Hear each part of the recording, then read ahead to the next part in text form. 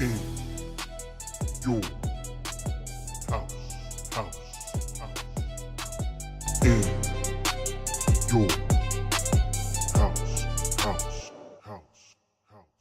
In your house, house, house. In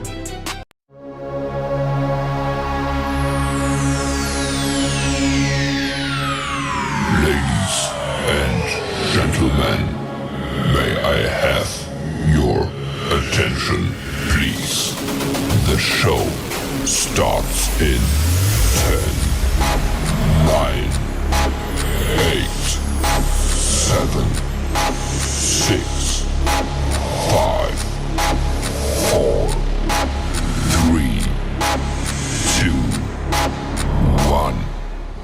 Bada boom, realest one in the room. How you doing? I'm a certified G, bona fide stud. You can't teach that. And you are tuned in to IYH. Hi, this is Isla Dawn, and you're watching In Your House podcast. This is Alexis Littlefoot, the Big Flexer, and this is In Your House. Yeah. In your house with O'Con. Hey, O'Con in your house. Hollywood in your house. Hypocrisy's head in the clouds. Curating all kind of loud. Wrestling in front of the crowds. Paragon's holding it down. Anybody can get it. Josh Joseph standing on his decisions. He is the voice. There is no choice. We is them boys in your house making wrestling noise. Moving fast just like cruiserweight action. In your house is the perfect distraction. Pumpers in your ears when you in traction. Get this work with some wrestling action. Smooth.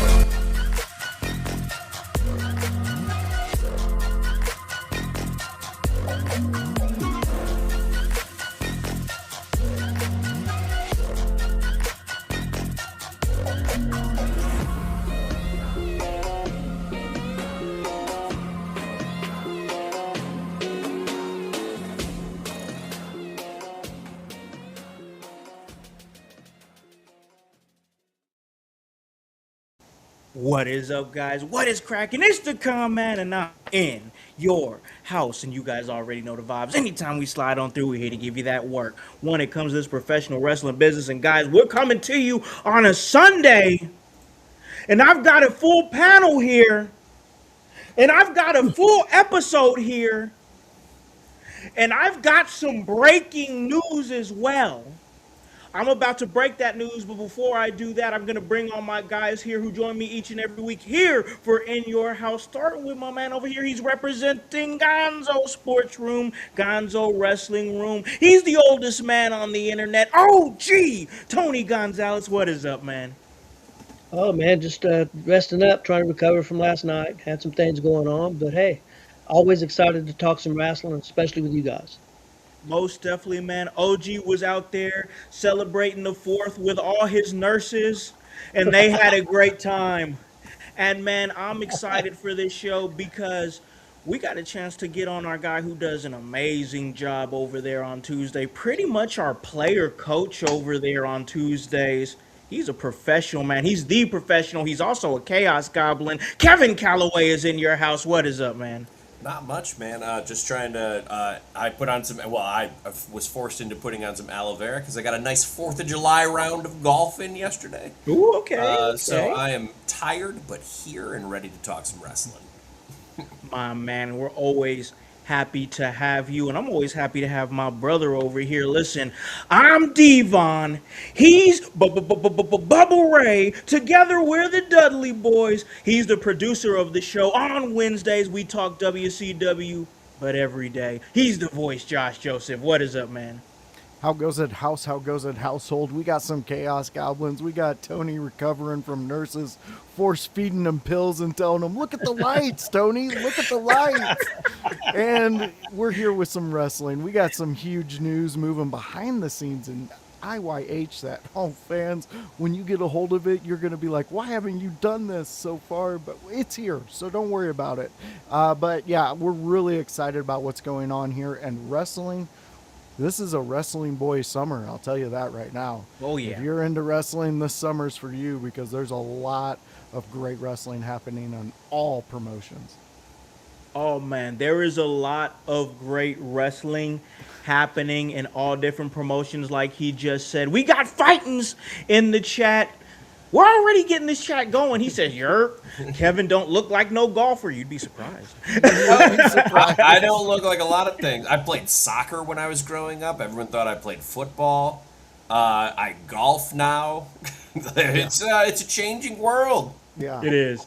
It is a changing world. And you know what? The world is changing because, man, not only is the world changing, the wrestling world is changing. Like I said just a little bit ago, there's some breaking news. Now, guys, I have a whole episode lined up here. I mean, I've had to restructure the show at least 2 times, and I'm happy to do it because the only reason I restructured is because we was able to add to who we were bringing into the nucleus for today's episode. So I got a great episode lined up, but also I have breaking news that I'm going to break. We're going to react to it right now, as a matter of fact. I'm so happy that I get to do this right now because it was during the intro. I looked, and it was there. Breaking news for you guys to react to. A report from Fightful Select confirms that Sheamus was one of the wrestlers who opted not to restructure their contract with a pay cut, and his WWE deal is expiring immensely, with him choosing not to resign. Wow. Sheamus is leaving the WWE. Man. That's crazy. His That's I wild can't. to me. Yeah, I had to really I read it about his contract, expiring imminently just now. But now that I've said it out loud, that Sheamus is leaving the WWE. Wow. I'm pretty sure he was a wrestler prior to WWE. I think for a little bit, yeah. I think not long, but a little bit. He was one of the guys that they scooped up off the independents in like the 2 years that he was in the independents. He was, yeah. They got guys like him, Kofi quick. Kingston. They picked him up fast. They picked him up fast, so they weren't on the indie scene for very long. But Sheamus is a very interesting loss for WWE in the sense of the broader wrestling world, because Sheamus could fit in a lot of places. Mm-hmm. Because Sheamus has proven to us he doesn't really prefer the WWE style of working anymore, really. He prefers more of the Japanese style of working. Oh. And because of that, he would be an incredible gaijin in New Japan, I think. Yeah. I don't think he fits in I don't think he would suffer in AEW or anything like that. I just think AEW is packed to the gills with fucking people right now. Where do you slot it in? And I think it would be great. He could be putting his boots down for good. Yeah. I think he would want to go out on his terms once. Yeah. And that could just be a super show. That could be a little contract somewhere here or there. I don't think he would be out of place in a TNA either. No. I just don't think he'll get the deal that he probably wants at a TNA. No. But this is interesting because he could do a lot of things going out of this. Hell, he could just be a fitness influencer going forward. He has a huge following there, too. Yeah. Yeah. His podcast isn't doing that bad either. That little interview thing that he's been dabbling with. But, Kevin, it's interesting you say New Japan because didn't this team just discuss a few weeks ago that New Japan was losing a lot of their big stars? Yeah. And wouldn't this be an interesting thing, especially with them? They're coming to Chicago this summer. Yes. And this is some really weird timing for those things to happen. But when we said that his name first, if we're sticking in the United States, I was thinking MLW. Okay. Could you imagine Sheamus popping up there? Karrion Kross is over there. Why not?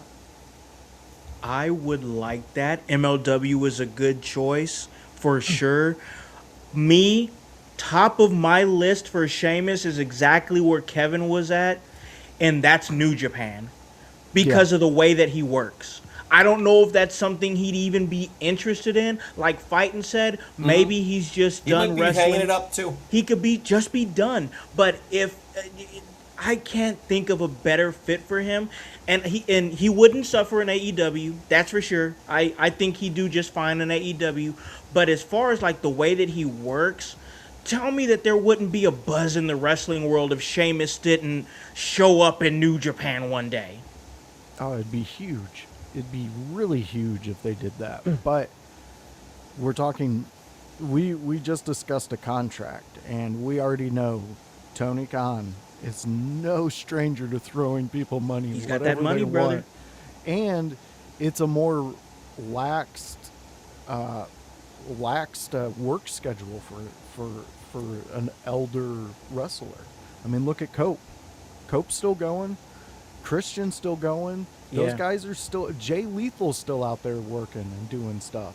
So that's true. AEW could be more beneficial to Sheamus if he's sticking around, because I mean, Fighting's put 48 years old, and this is Sheamus 48 years old. This isn't like just some guy who came in every once in a while.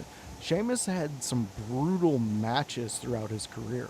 His body has taken a lot of collisions, and maybe I don't know. I want to see where he goes. I'm about to get OG Tony's thoughts, but I want to ask Kevin this specific question, and that's this: Sheamus, Fighting said Sheamus is 48 years old. I like the point that Voice made. He made a really good point about the fact that yes, he's 48, but he works stiff, he works snug. He's had some real, like the way his style. How old would you say that he is when you count in his style? Like, how old would you say his body is? His body's way more banged up because of it. However, I don't know when he debuted. Okay, that does factor into that. That does factor in too. I'm trying to figure it out here. He started training in 2002. Okay. So he's had about a 20-year career with some 24-year career with some interruptions. He did wrestle for about 7 years prior to being in WWE. Oh, okay. But if we're looking at 24 years, he didn't adopt the style that he's been doing until 4 years ago, maybe 5 years ago? Yeah, around which that. Is when we saw him piling really more injuries, which means he had more time off TV too. I think the style is definitely expedited towards his retirement, but he might still feel he can go a bit. He's in tremendous shape. Yeah. So because of that, his body could probably hold up, depending on injuries and how it's feeling. I'm not inside his head, but it could hold up maybe for another 2 to 3 years, I would think. And with New Japan not doing weekly TV where he has to murder himself over and over and over again, he might be able to survive more of that schedule for larger paydays on a contract, as opposed to TNA where he would have to show up every time, and if he's having that kind of match every time, it could become problematic quicker. Same with AEW. Yeah, that is true. That is true. I think Voice makes a really good point about, I think AEW is really doing a better job with how they're treating, like, as he called it, their elder wrestlers. Yeah. Because when I think about when I thought about AEW a few years ago, I was like, that is not a place you want to go if you're like on the back end of your career. No. Like, that feels like a place you want to go if you're like, a smaller wrestler, somebody who works faster, doesn't sell as much, and isn't really as worried about storytelling. That seemed like that was the direction of AEW a few years ago. Now, have they improved quite a bit since then? Yes, I think that they have. And I do agree that they are doing a little bit better with the way that they present and show their elder wrestlers. But let's go to OG. I got to get your thoughts on this, man, about the breaking news. Sheamus leaving WWE after his contract expires. What do you think? Yeah, when you first said it, I was shocked, and then after I sat here and thought about it, really not too shocked, because I mean they're asking people to take pay cuts. Ego-wise, I don't think, and I don't blame him. I wouldn't want to take a pay cut either. All the time you put in and what you've done for that company, I wouldn't want to take a pay cut either.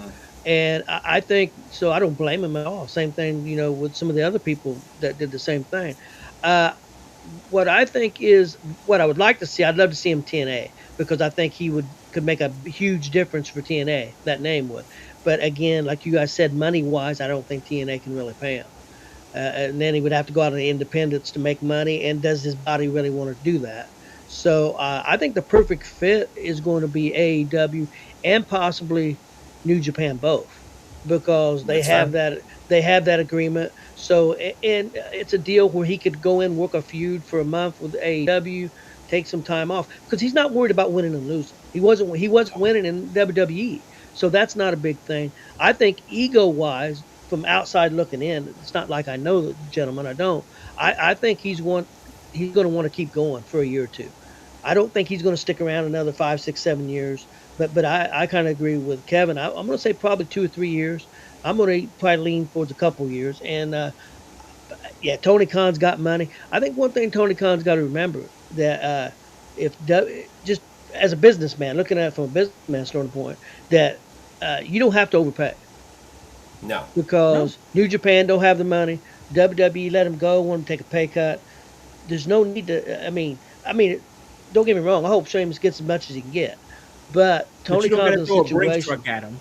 He No, does. Tony Yeah, Khan. I don't think Sheamus has leverage. I think either. Yeah, I think you're right. No, no, I don't either. So I will say we're gonna see him in AEW. That's my opinion, and probably with some New Japan. May even see him over in C-Mill.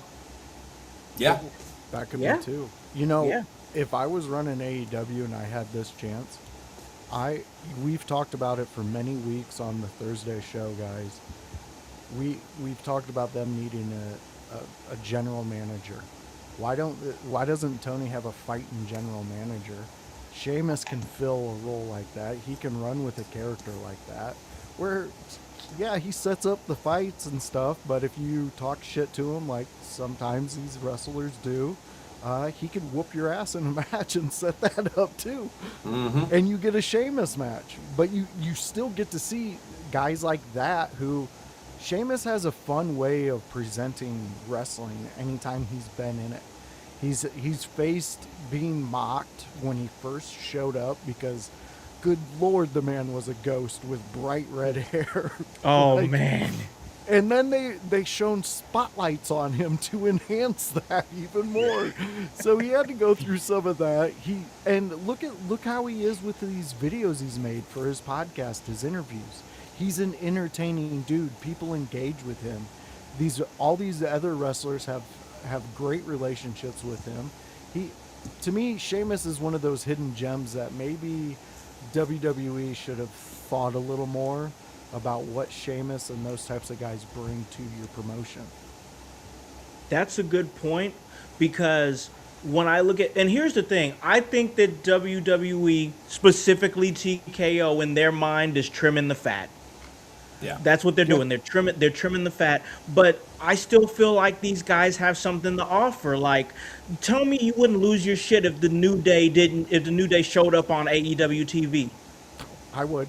Yeah. That means they still have worth. They still have worth. They just don't, in the eyes of TKO, they just don't have that worth that they think that they have, because they're getting paid a certain amount. But it's like I've said on the show before, so I won't harp on it. I mean, New Day is a proven commodity that they can make you money. You're just not tapping into that right now. Yep. So AEW could possibly tap into that. Another company could tap into Sheamus, whether it be AEW or somewhere else, because Sheamus is incredibly talented, even if he's not wrestling. He's got a great personality. He can be like one of these guys that are on podcasts. Like, tell me. Okay, I'll ask OG this, because I know that he's a habitual listener of Busted Open like me. Wouldn't you like to hear Sheamus talking about a Monday Night Raw or something like that on Busted Open After Dark? Oh yeah, and the thing about you mentioned that he did some shows from Ireland with McAfee, and Oh. it was fantastic. They were live in Ireland, and it was just fantastic. He was just being himself. Shane was just being himself. He was at the bar. They were at a bar. He was back behind doing bartending, and I think he was pretty loaded too. But anyway, it was fantastic. It was, yeah. I agree with what you guys are saying about. I think WWE TKO is looking at value, but I don't think they always look backstage and all the intangibles that these guys bring. But they're looking at dollars and cents, and I understand it. Has Sheamus did all he can do in the ring for WWE? Possibly. Possibly, maybe even the New Day. Possibly, I can see that if they're making $1 million a year, if you're not using them and you're not going to use them, then you need to let them go so these guys can go out and do their thing. But that's a So great point. yeah, I look at it from different viewpoints. I think I'm excited to see New Day in AEW. I'm excited to see where Sheamus goes. But I think it's good for wrestling. Tony, let me ask you something real quick. And Fighting's one, I want to get to your comment too because I Yes. think that's one that we have to star. But like you said, if you're not using them, let them go. But at some point, TKO also needs to look at the creative who's not using these types of stars in such easy scenarios. That tag team division, by the time New Day left, was abysmal. It Yeah. was horrible. And the names they had in that tag team Yep. division, if you're not creatively writing and keeping guys like us who enjoy tag team wrestling engaged in that division, then there's more than just the stars that you're paying quote unquote too much. Yeah. In my opinion. I think also when it comes to tag team wrestling, because this happens in the independent scene, so I imagine this is thought of similarly higher up, and why TKO might be looking at tag team wrestling as more expensive. For every tag team match you have, you could have had 2 singles matches on the payroll. So because of that, TKO doesn't really. This is wild speculation, but if you're looking at what you prioritize, tag team wrestling or singles wrestling is cheaper to prioritize with larger stars. True. And because of that, it becomes more difficult once guys are elder statesmen to keep them there, because then you have to pay a lot of money to keep people there who are already over as a tag team. So if you're not going to use them, I agree with Tony. If you're not going to use them, you have to cut them. Yeah. And it sucks because I think they should just use them. But at the same time, if you know you're not going to use it, then get rid of them so that they can go make money elsewhere. Because I wouldn't want to be tied to a contract that might be performance related, and I don't mean performance as in good at your job. I mean performance as you are on the show and you are on TV. Yeah. So if your deal includes not guaranteed money, but money, because I know some of the contracts are structured this way, not guaranteed money, but per appearance basis, then you're robbing them of money they could be getting. True. True. If you That's notice too, one thing that they're doing just in the last few weeks, it's on NXT, it's also on SmackDown, it's on Raw, that they are using AAA wrestlers more and more. Yep. And WWE wrestlers in AAA. So they're cross using these guys, which is smart. I mean, you should. I mean, I agree. you got a good team like the War Raiders. Use them. Now they're using them in AAA. Now they're using them on SmackDown. You're seeing. I seen somebody complaining because Phoenix has been on SmackDown. Ray Phoenix being on SmackDown is a positive. Yes. And he's defending the AAA Cruiserweight Championship. What are you talking about? And the matches are good. Yeah. Yeah, you bring them value to AAA and you bring them value to SmackDown. So it's a win-win for them, and also and it sucks for us because we get used to these big names and we love these guys. But when I watch NXT every week and you see all these young wrestlers in NXT and Evolve, you almost have to make some room. Yeah.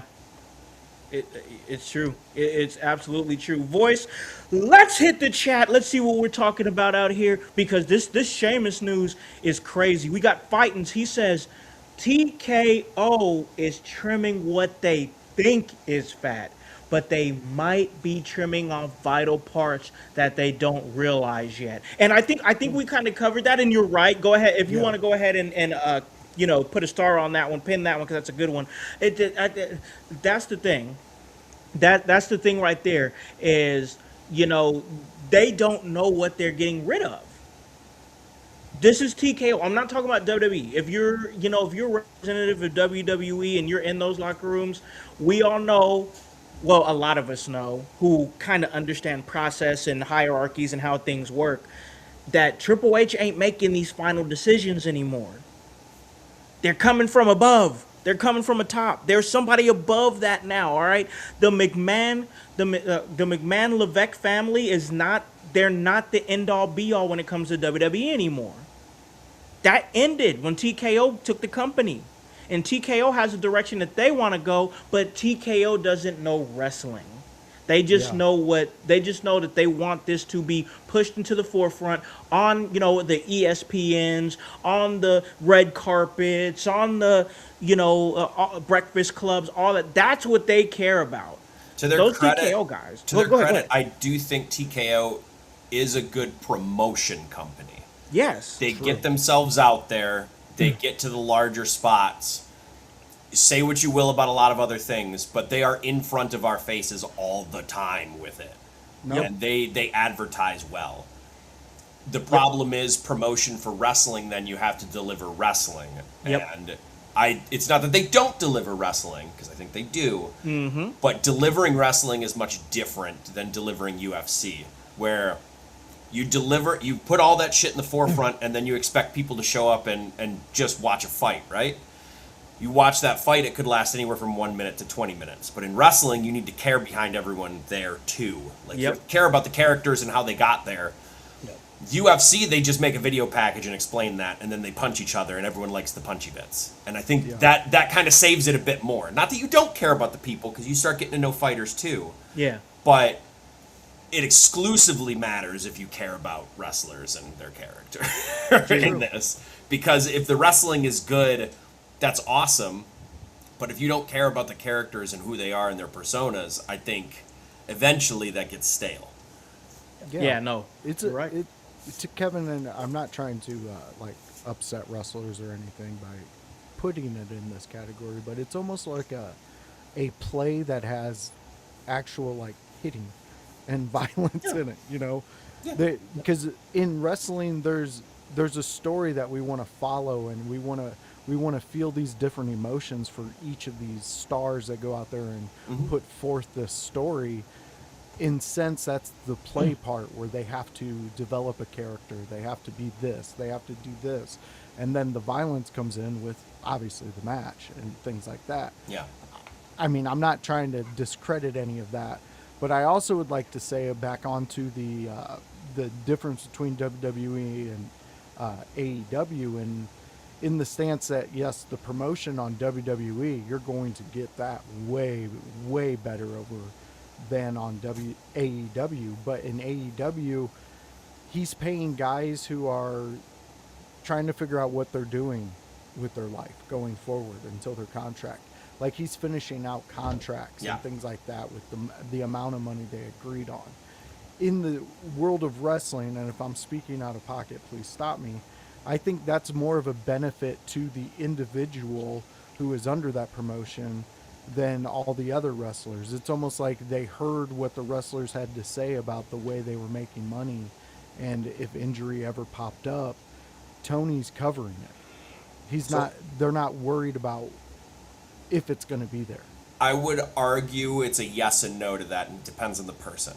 Gotcha. And the reason I say that is because, yes, some people will be happy with the money they're making and the deal that they're on to sit at home if need be, or if they're injured or anything. The injury itself is a net gain no matter what. If he's paying for injuries and he's doing that, that's a net gain no matter what. But the other part to that is there are guys, because wrestling and show business is if you're not in front of us, you tend to start forgetting. Yeah. If they're not booking them for like a year or 2 years, because some of these guys are on contracts like that.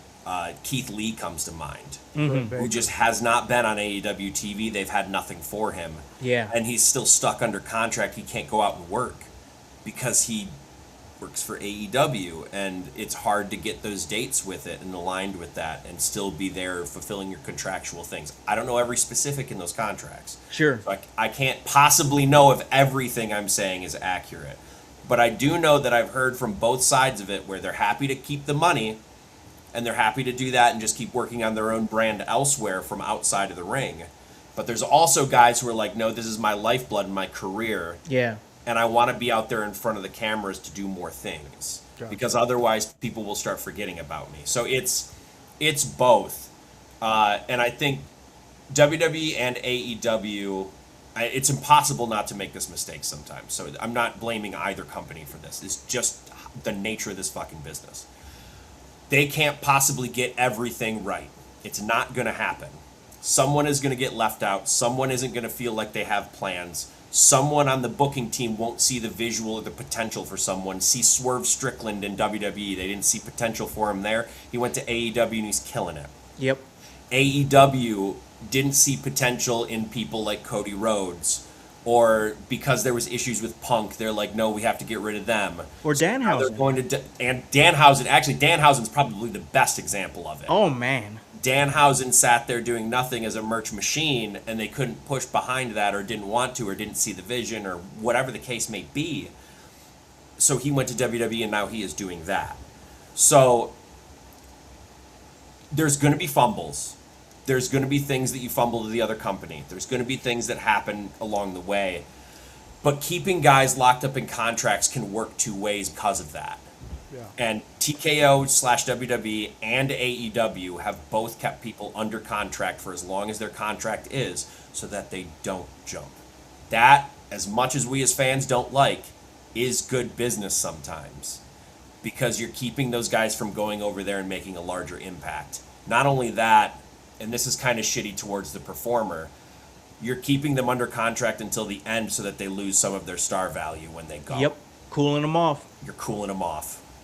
And it can be a net detriment for people to stay under those contracts too, is really all I'm getting at in answering that. They'll make their money, but at what cost sometimes?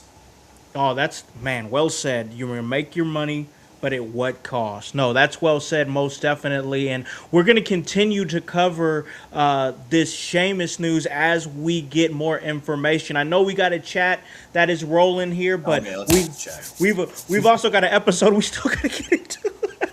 So let's hit the chat. The episode might be these comments now. I know, right? The comments. Let's hit this chat real quick, and then we'll get to the episode that we have planned. Give me a good one, voice. Well, I'll give you one that will be for you to defend. All right, we've got, okay. We got Anthony Manzano. What is up, brother? He says, Tony selectively books people that he likes, that are his friends. Well, but then he hurts certain people. Chris Statlander is the perfect example of this. He stripped her of the title because of her lack of training, of doing pressers when she got the title. You're supposed to be the one training her to do that. Oh man! All right, here we go. But I know you did this one on purpose because I literally said something like this on the show weeks ago, similar to that. It's not Tony's job to teach her how to do press. I mean, it's not his job to do that. I mean, I understand that we're trained in a certain way, especially with the fact that WWE has the Performance Center and you have promo classes or whatever. And yes, maybe Tony should, have somebody in the locker room who is doing that, like somebody who is training. Like, of course, a lot of promotions had Dusty Rhodes. Dusty Rhodes is one of the guys that's going to show you how to cut a promo. That's going to show you. That's what Tony needs. He needs somebody under him who can teach those classes, who can show him the way. But brother, it is not Tony's job to teach him how to do press. Tony Khan can barely do press by himself. Man, that's a statement. Also, to piggyback on that a little, if you feel like your world champion isn't going to do a presser well, don't make them world champion because they're going to be in the spotlight. So the only thing I can actually fault Tony for, because I do think if you feel like that's an issue and you want to put a title on them, you should give them training with it or make sure they have the connections to do so. So that as a performer, yes, if that's the thought process, but you should make sure they're fucking ready before you put the title on them. So the only thing I will fault Tony for in that sense is if you didn't know for sure, maybe don't do it. Exactly. And if that's kind of what you mean, as far as obviously, like I'm taking it as you expect Tony You expected Tony to teach him how to do that, and then you're saying Vince would do it. Vince was charismatic. Vince was a character. Tony's not Tony like Khan that. is not a character. He's and not Tony like Khan that. doesn't Tony Khan is much more of a numbers basement guy, like in there crunching all the stuff and making sure shit looks good. Yes. Yeah. But he can't do the formal teachings himself. He can't do it. If we're teaching him how to do Tony Khan pressers, you're gonna have a bunch of people who like sweat bullets in front of cameras. Yep. And like, credit to Tony Khan in a lot of other ways, but pressers is not one of them. Yeah, for sure. No, if that's Anthony, if that's what you mean, is as far as what Kevin said, which he explained it so eloquently. If that's what you're saying, that he should that if you're not sure this person is ready to be in front of a camera, don't put him in front of a camera. It does look I like that's what 1,000% Anthony is saying with that comment too. He's saying that's where I disagree with you. My brother Vince was good at this. If he knew that his talent wasn't ready to do the pressers, he would keep them away from doing interviews. So that's impossible to do if you make them world champion. If you make them world champion, unless they have a manager, Unless they have a manager. they will be doing talking. And Chris Statlander, to me, doesn't probably need a manager, but at the same time, she isn't a person who's so imposing or such a stature. She is imposing, but not like so over the top imposing, Yeah, like an Omos or a Brock Lesnar at the time. Yeah. They aren't so or Mark Henry's a good example. Yes. They're so imposing that they can just stand there and look good while the manager talks. Yep. Statlander is imposing, but not enough so that she can't talk, if that Yep. makes sense. Yeah. And that might be opinion based, but that's just what I see. Yeah, and I've already famously on this podcast said that Chris Statlander just bores the hell out of me right now. I mean, as a fan, she bores the hell out of me. Let's hit this chat Like here. you're working the ring, but yeah, fair. Okay, well, we got El Juggalo. He says, let's be honest here. Violent J was a character guy, and he saw the potential in even lower card AEW talent like Willie Mack. JCW. Actually, yeah, that's true. I would agree with that. Yeah. Oh, man. JCW actually that Violent J is really good at finding characters at lower budgetary costs that he knows have potential and can still provide value. Because JCW probably can't throw as much money around to say AEW or WWE or even probably TNA. Yeah. But Violent J is really good at picking out the guys who can be characters for his show and really work with it. And Willie's really good. Oh, Willie's damn good. Willie Mack Mack's is really good. Oh my God, I remember him on Lucha Underground. Mm-hmm. Fire on there. So yeah, I hear what you're saying there, El Juggalo, most definitely. But let's move forward here because we got a whole episode here to do. And man, I got to tell you guys, I was gonna be on the Thursday episode with OG and Voice, but it was hot as shit in my house. Our AC went out. It has been so crazy. Like these last few days, it's been a heat wave. For sure, like we're getting like heat advisories, blah blah blah, yada yada. Finally got the heat or the AC fixed here at the house or whatever. But it got me thinking about temperatures because I was looking at temperatures a lot. I was like, what the fuck is the temperature in the house right now? Why is it still 80 degrees? But it got me thinking about temperatures, and I wanted to get your guys' temperature on the current road to SummerSlam. Now, why am I wanting to get your guys' temperature? Because I think that this SummerSlam is really, there's a lot of curves and turns here to where we've had planned SummerSlam cards come out. Myself and Voice talked about that on Friday of WWE Championship main events of a guy who is the champion right now, but he's not even involved in it. We thought there was in so many different wrestling circles, whether it be Hear It in Your House, whether it be Insight with Chris Van Vliet, Busted Open, and Dave LaGreca and that crew over there, and message boards under many different pro wrestling Twitters, Facebook pages like the 434 and Dirt Sheet Radio. Everybody thought that we was gonna get double duty from Oba at SummerSlam. Not only are we not getting that, we're getting a Hell in a Cell match. I didn't think we was getting a Hell in a Cell match, that's for sure. And now, for a brief little minute there, and this is the beauty of the Monday Night Raw that just happened. I just wanted to shout that out right there, because when I first watched this Monday Night Raw, and I kind of had to go back a little bit because I was on the episode with Leela Feist, and I saw that he gave up the SummerSlam match, the main event, or the title shot. I was pissed. Pissed. But by the end of the night, I was a little less pissed because I ended up getting a Hell in a Cell match announcement out of it. And then also, they strung it together well with Seth Rollins and Roman Reigns.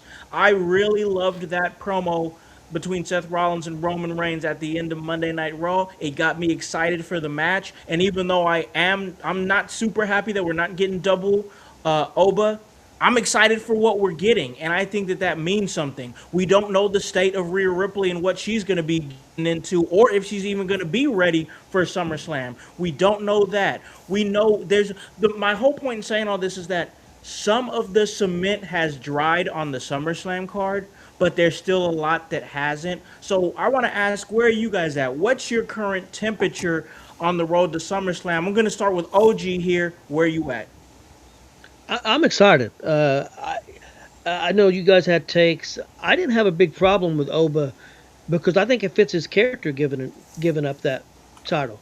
I mean, if you heard what he said, I'll take that title when I want it. You know, it's not a big issue with him.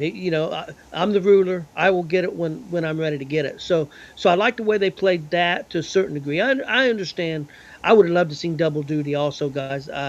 That's the first thing I thought of when they put him in the bracket. But I think they had this plan. I think that they wanted to win the King of the Ring for the accolades, to build his character up more and more. And now, some people could argue that which would be bigger? What if he wrestled Sammy and won the belt, or if he beats Brock in Hell in a Cell? Which means more right now? Brock in Hell in a Cell. It's Brock in Hell in a Cell is bigger. Yeah. Yeah. So I mean, unless he beats Roman, then that might be different. But they're not going to do that right now. So I'm pretty excited, and I got a prediction. I think that we're going to see a 3-way with Sammy, Punk, and Rhodes at SummerSlam. Okay. That's what I think it's going to end up, because I think it would be really silly to put that belt on Sammy for a week or two, and then him have no plans. So. And I'm going to predict that Sammy's still going to be the champion after SummerSlam. Ooh, okay. That's big. Okay, that plays into our second segment here. That's I like that. But I got to tell you, this whole Sami Zayn thing has really put a wrench in what we thought was a safer SummerSlam. A safer SummerSlam. I got to say, a lot of wrestling circles, including IYH circles, has been criticizing WWE for playing it pretty safe. Well, they're not playing safe anymore. They're taking some chances, and I do like it. It does raise my excitement for SummerSlam, but I'm going to ask Kevin, what's your current temperature on the road to WWE SummerSlam? If you would have asked me last week, probably a little bit less, but I think we're starting to get pieces in right now. I'm not saying it's going to be this heat wave level of hot that we got going on right now. Yeah. But I think I'm warming to it. We'll call it a nice warm to it. I still have an issue with Oba giving it up, not because it's outside of his character, because I agree it's completely within inside his character. I don't like it because it disregards the tournament. The tournament aspect of it, to me, Oba giving it up makes plenty sense, but also what did the King of the Ring mean then? And it feels less meaningful because of that. So now we're going to be tasked with does this even matter after someone wins another King of the Ring? And I don't like those questions creeping in, even if it's just for a second, if that makes sense. But as far as SummerSlam itself, I think we're going to get a good card out of this. Like right now, we got Liv and Io, we got Oba and Brock, we got Roman and Seth. Yep. I would assume, based on how Night of Champions went, we're going to get at minimum 5 matches per night. Yeah. And we get 5 matches a night. That means we got 7 more to set up. And I think we're heading towards a couple of them. We, of course, are going to see a Sami Zayn match, I would assume, or Cody and Punk, or Sammy and Punk, or whatever combination to make a WWE title match. Yeah. I think we're probably going to get Charlotte and Jade. And I think we're going to get a couple other things too. And realistically, it's shaping up to be a pretty good card. Yeah, it is. I'm enjoying what I'm seeing, and the way that they're building it right now is going really. I'm really excited for Jade Cargill and Charlotte Flair because the current movement that Jade is on right now, which we've been really like putting a microscope on Jade in like the last year and a half, where we're like, oh man, we're so excited for what she's got going on, and then she'll dip back down and be like, oh man, or it'll be a weird little botch, and it doesn't really like it's not the botching that makes me like scale back on it. It's just like sometimes for me for a while it was the promo work, which I think she's gotten a lot better at, especially now that she has the baddies to play off of. I think she's done tremendously well since working with Michin and B-Fab for sure. And I was dicey about that pairing in the way that they did it at first, but like I don't even care about that anymore. I like them together. And her in-ring has really done really well. I forget what was the last major match that she had. It's not coming to me right off the top of my head, but I do remember coming out of that match thinking, whoa, that was the best Jade Cargill match I've seen. So I think that her and Charlotte Flair together, and if they can make this work and peak it to where I think that they can be, Charlotte can bring out the best out of anybody. Mm-hmm. And Jade is progressing very well, so I'm super excited for that match. But Voice, where you at, man? What's your temperature on SummerSlam? Oh, it's SummerSlam. I'm excited for it. I was with everybody with the Oba thing. I mean, I was one of them that was like, hey, if he enters this is a possibility of a 2-night thing. And that's what we relied on. That's what we kind of rolled with. But then it's not. We're getting Oba in a Hell in a Cell with Brock Lesnar. And this has been rumored that Brock wants to end it at the SummerSlam because it's in his home area. Okay, great. Love that if that's what he's doing.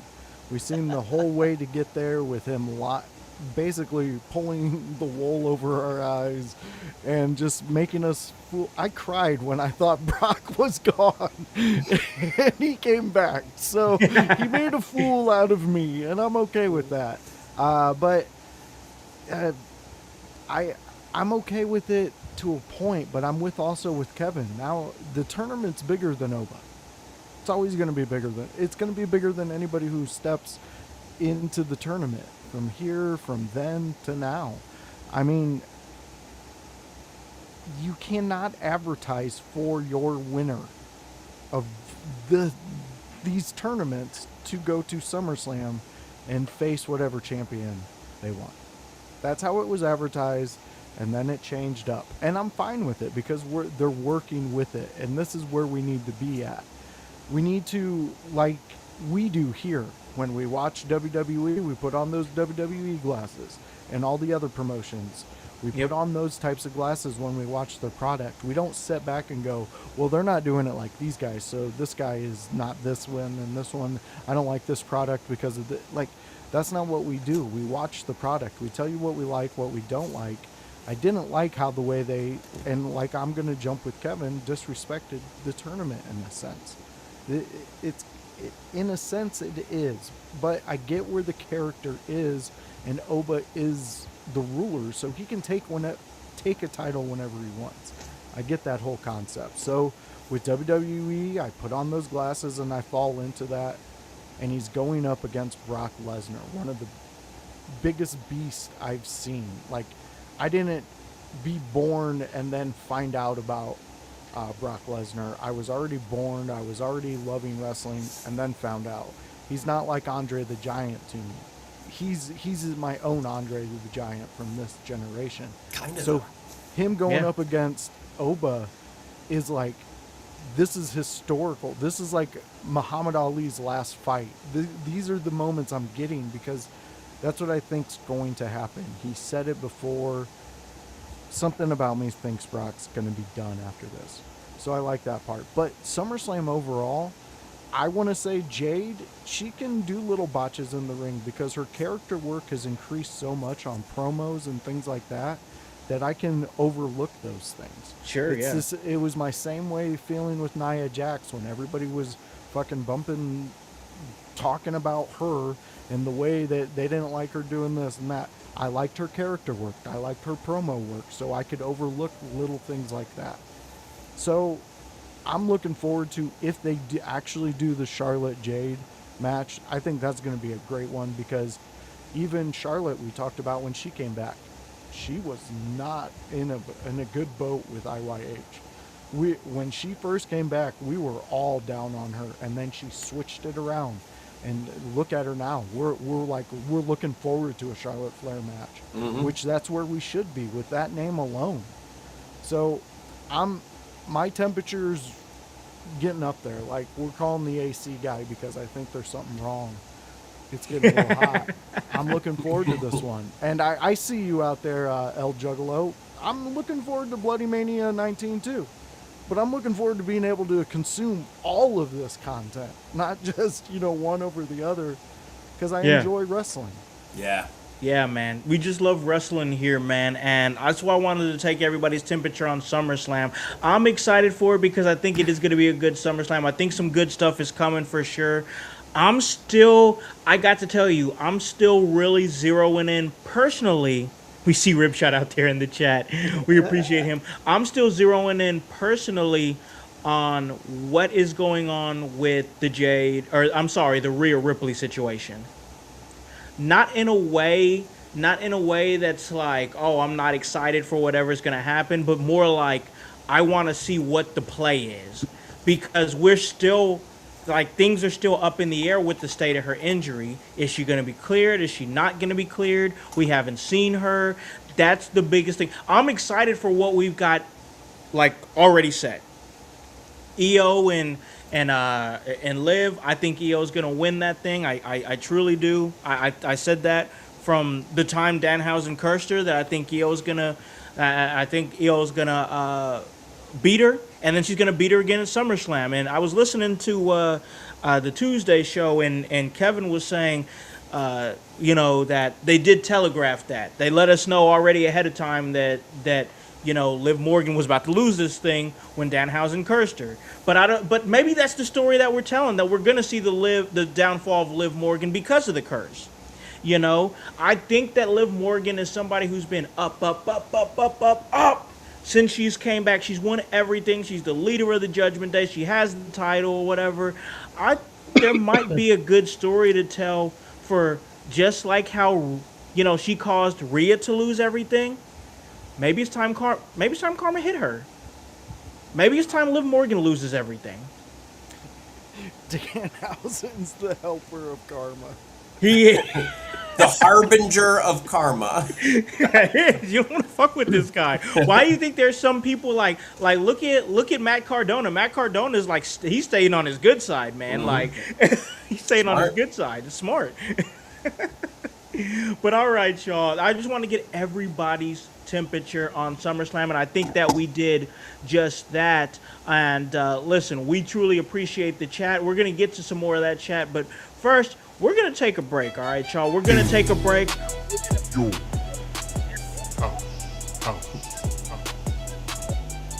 Check out what the chat is talking about. We're also going to play a game because it's the return of That's True, That Might Be True, or That's Ridiculous. We're going to get into that because we're going to be talking some WWE, some TNA. We're going to be talking some AEW. That's true. That might be true. That's ridiculous. You guys tell me on the other side of this break. Hello, everyone. It's the Pope Elijah Burke, founder and president of the Love Alive charity. I wanted to take this brief moment to share with you my charity's continued humanitarian efforts to positively impact the impoverished communities in and around the greater Jacksonville area. This cannot be possible without your support. If you'd be so kind, please take a moment to visit our website, love-alive.org, to learn more about the charity and its mission.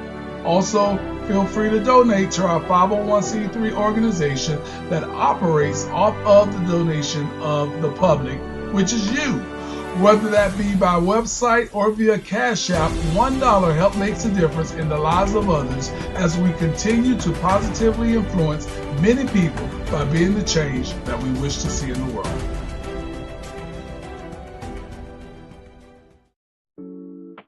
Welcome to the Brainbuster T-shirt website where your favorite podcast team in your house lives. Look at all these fantastic options you have. If you want that sweet hype, we got it. You wanna be divinely designed at yours. Have you lost your voice? We have all that voice merch for you. Are you just a part of the household? We got that too. Brainbuster Tees is where IYH live.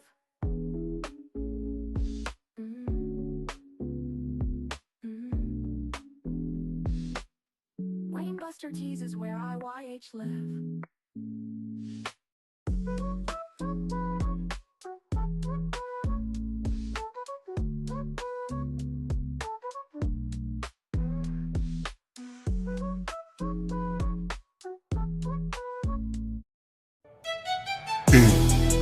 Hey guys, it's the executive producer of the In Your House podcast, Alakon the Con Man House, here to tell you on this commercial break to like and subscribe to In Your House on YouTube. Follow us on Facebook at the In Your House Wrestling Podcast. Subscribe on Twitch at Team IYH. And remember to follow us on Apple Podcasts and Spotify. And leave a review and 5-star rating. We thank you for your continued support. It all helps for us to stay charted and continue to give you that work. Hey guys, welcome back to In Your House. I'm hanging, kicking it with OG Tony Gonzalez, Chaos Goblin Kevin Calloway, and the voice Josh Joseph. And we just had a discussion. Sheamus is going to be leaving the WWE. We also talked about what's your temperature on SummerSlam. It sparked a good discussion and the chat was cooking for sure. But before we get to what we're going to be playing, and that's true, that might be true, that's ridiculous, I got to shout out our sponsor, that's Goalie Nutrition. Shout out to Goalie Gummies. You can go to goalie.com and at checkout put in promo code IYH. Get 10% off of the apple cider vinegar gummies, of the matcha mind gummies, of the ashwagandha gummies, and let them know that In Your House sent you, and check out everything that we're doing on YouTube, on Twitch, on Facebook, and hey, we're on IG right now. And then of course check us out because we be getting mad downloads and we're charting once again in the United States. And that's on Apple Podcasts and of course Spotify. So yeah, we have got this chat cooking up. We're about to play That's True, That Might Be True, That's Ridiculous. But before we do that, let's do a comment or two in the chat. Let's hit the chat. Hey, can you hit rib shots real quick as a favor? That little flag, those are England flags. It's supposed to be England flags on there, and I just want him to know, go Mexico. What time do they play? Crack the Modelo just for you. What time do they play tonight? 8 o'clock today. Oh, that's going to be a good one. Okay. All right. We got Rib Shot in the chat. Give me another one. All right, here's Anthony. He was talking about last segment. All right. He says, I'm not upset because I think there's a long-term thing happening. He's not taking the title shot now, maybe. What's happening? Okay. Is he saving it and cashing it in at WrestleMania next year? And he asked specifically Kevin's thoughts on that theory. Kevin, the floor is yours. So they could go that route. I think it's possible that they're because I think actually shout out Hypocrisy Jones. I think he kind of said this theory when we were in the IYH chat. Yeah. Where it's not so much he's giving it up, it's that they're foregoing, like they're putting it off. They're foregoing it for now and then coming back. They could go that direction. I suspect that they'll probably have him get another accolade to get back to there. So you think maybe Royal Rumble? Yeah, that's kind of where my thought is. Okay. He's my early odds-on favorite to win the Rumble. Okay. Because then he can be crowned at Mania. And I think that's the visual that they want. They want him crowned at Mania, probably over Roman Reigns. I would imagine, if not sooner, they could do sooner and bring Oba in as the champion. But unless they're gonna do Jacob Fatu versus Roman at Mania, I don't see another route other than Oba beating Roman at Mania. Roman will lose to Oba. That is who is beating Roman. I don't think you can convince me otherwise. Oh no, I don't know when it will happen. He could be cashing in that title shot at another time. And in fairness, they could have someone else win the Rumble, and then Oba basically just steps up to Roman and said, "But you never beat me because I had to deal with something else." And then He's got that's that how they too. get to Mania. Yep. He's got that too. Most definitely. All right. So let's hop into what we are playing today. And that is That's True, That Might Be True, or That's Ridiculous. And for anybody who's new to the game, here are the rules. I'll pose a statement to the panel, also to you guys out there in the household. You guys can play too for sure. And I'm going to put out that statement, and I'm going to ask you, is that statement, is it true? Maybe it might be true, or is it just absolutely ridiculous? And then tell me why. So, are you fellas ready to jump into this?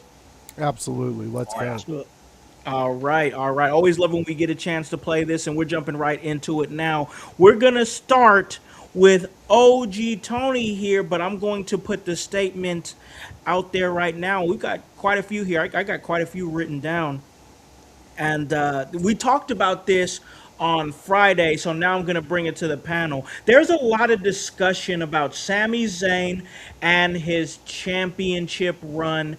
We talked about it on Friday, how we're like, man, I wish we could kind of just enjoy the championship win for what it was, but that's just not how wrestling works. As soon as he won the title, people already started booking him to lose it.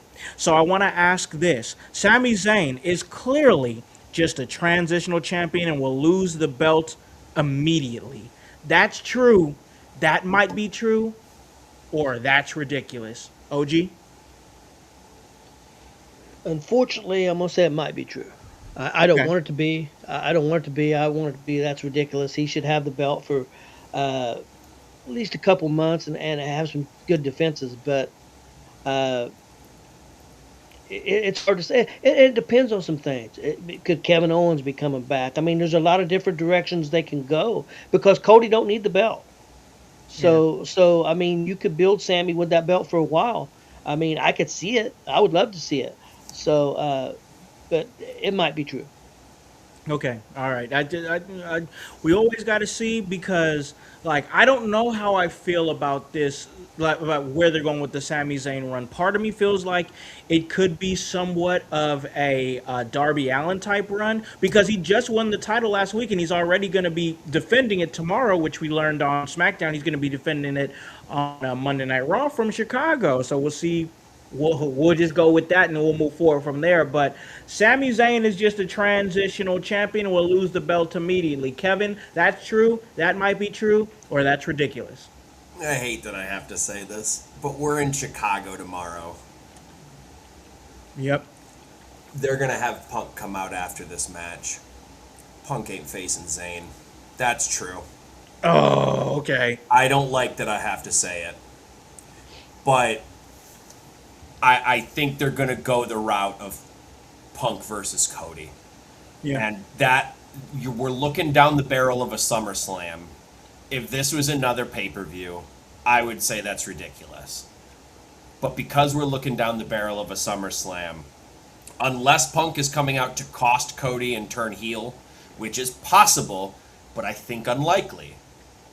Because I don't think he would fully turn heel with the crowd kind of split on Cody as it is. And it's in Chicago, too. And it's in Chicago, so they're only going to cheer him. So why do a heel turn in Chicago?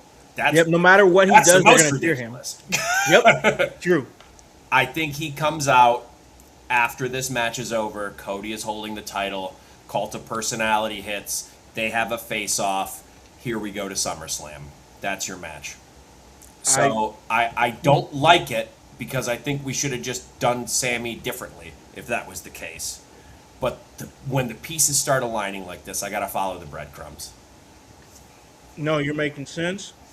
And that's exactly, listen, that's playing into what I'm going to have next. So, Voice, where are you at, man? Sami Zayn, Clearly, just a transitional champion. He's going to lose the belt immediately. That's true. That might be true, or that's ridiculous. Well, if it weren't for location and stipulation of his next match, I could tell you I feel that this is ridiculous, but I think this is exactly what's happening, what Kevin laid out. I just have a feeling that they tested the waters. They were able to with Sammy's fan base. They were able to get the biggest pop they could get for Sammy that they know of. Not what they can only expect, but what they knew of, how they would get that reaction, they went with it. Same goes with Chicago. Again, Kevin's brilliant. I love where his mind's at. Why would you waste that at Chicago? They're going. CM Punk could do horrible stuff in the middle of that ring, and a majority of that crowd is chanting his name. They're going to cheer. I've been there. He I've could murder been a there. dog in the middle of that ring, and I'm pretty sure he'd still get a pop. Kevin, I'm glad you said it because I didn't want to go that violent, but yes, he could. I have seen this crowd. He's beloved. He more over than Jesus in Chicago. He's And beloved. I've seen that town turn on somebody, and it was Cody Rhodes. And I witnessed their berating of him in one of his last AEW matches. And it was, I felt sympathy for him and a small child out there in I the remember that Chicago story. crowd.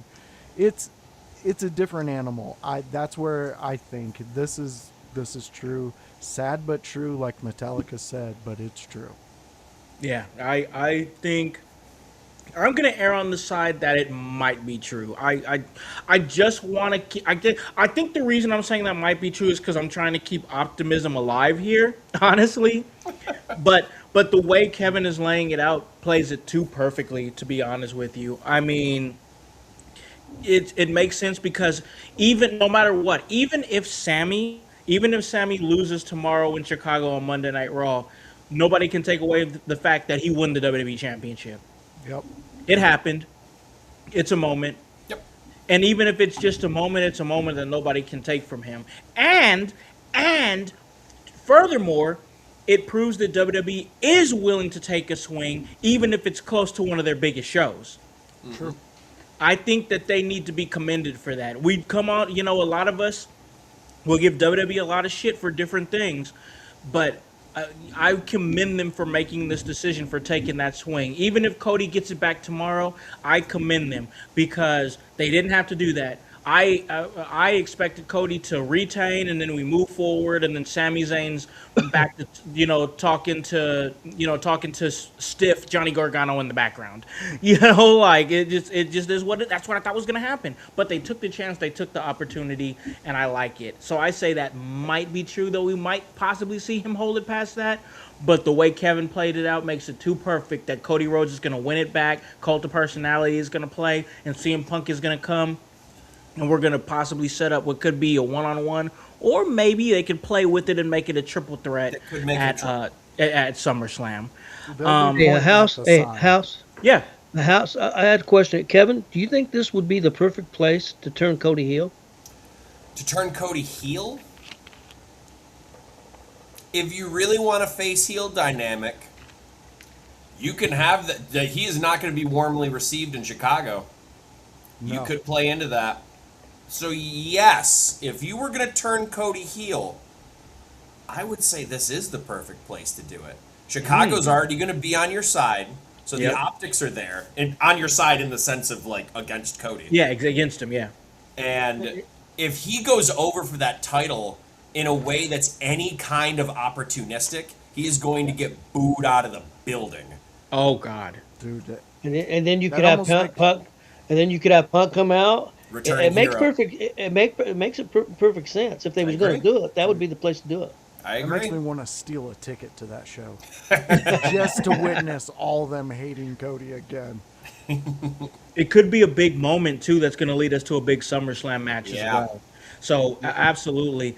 So let's move on here because we just talked about it, and I really like the way that you guys put it, especially OG, when they were talking about Obafemi and what moment would be bigger for him, and that would be either world title at SummerSlam or Hell in a Cell match. So that lead me to bring this out. Obafemi choosing Brock Lesnar over an immediate world title shot makes him look bigger, not smaller. That's true. That might be true, or that's ridiculous. OG?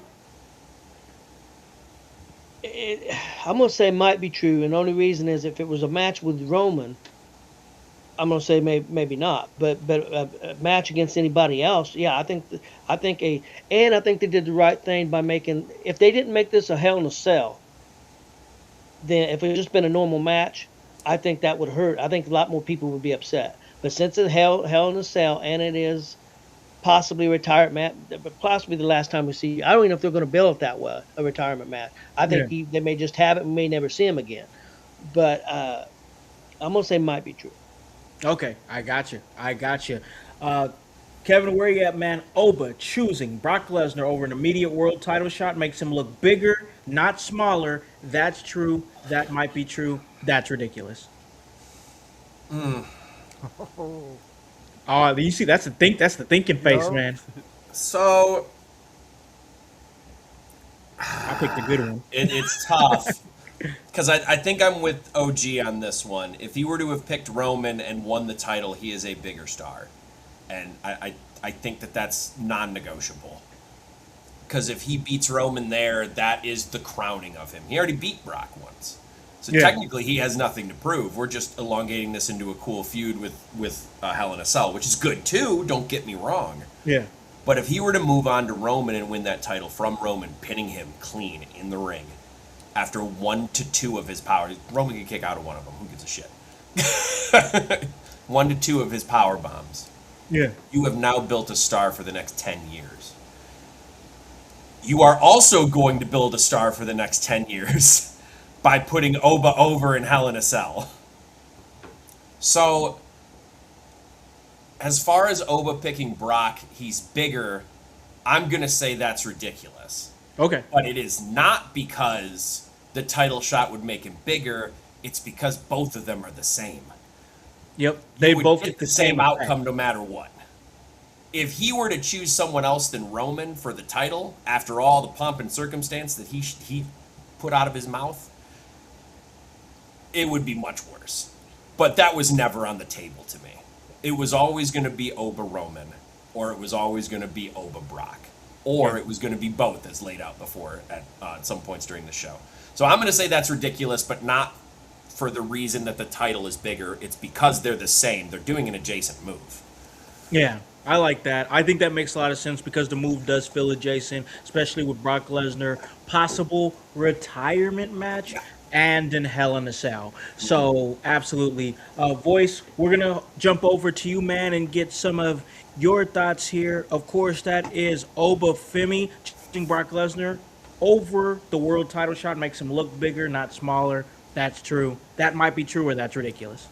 Well, fans, I'm going to give you a little taste of what you can see every Tuesday, and I'm going to go the complete opposite of Kevin, and I'm going to say this is 100% true. And the reasons why are because they didn't go with what we thought they were going to go with. They went opposite.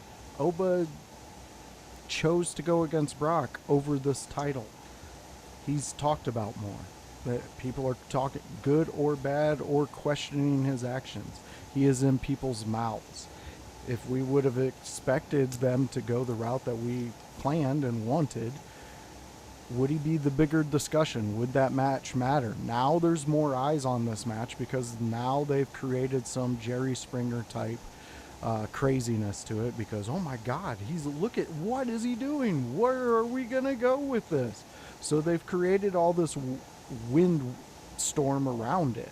I mean, there's so many other guys that we talked about that could have actually benefited even more because of that win. Jey Uso, things like that. We even threw an idea of Jacob winning the King of the Ring. Imagine that credential with Jacob Fatu. But we have Oba. So I think this does make him bigger because not only, like we just spoke about, location, timing, all of this stuff. We're going into the Beast's den. This is where he was built. This is where things made Brock Lesnar to become Brock Lesnar. So Oba's going into the home territory to slay the beast, to leave the beast dead in the cell and walk away. This, to me, I think the reason why I'm going this route is because of the promo Seth Rollins gave to Roman.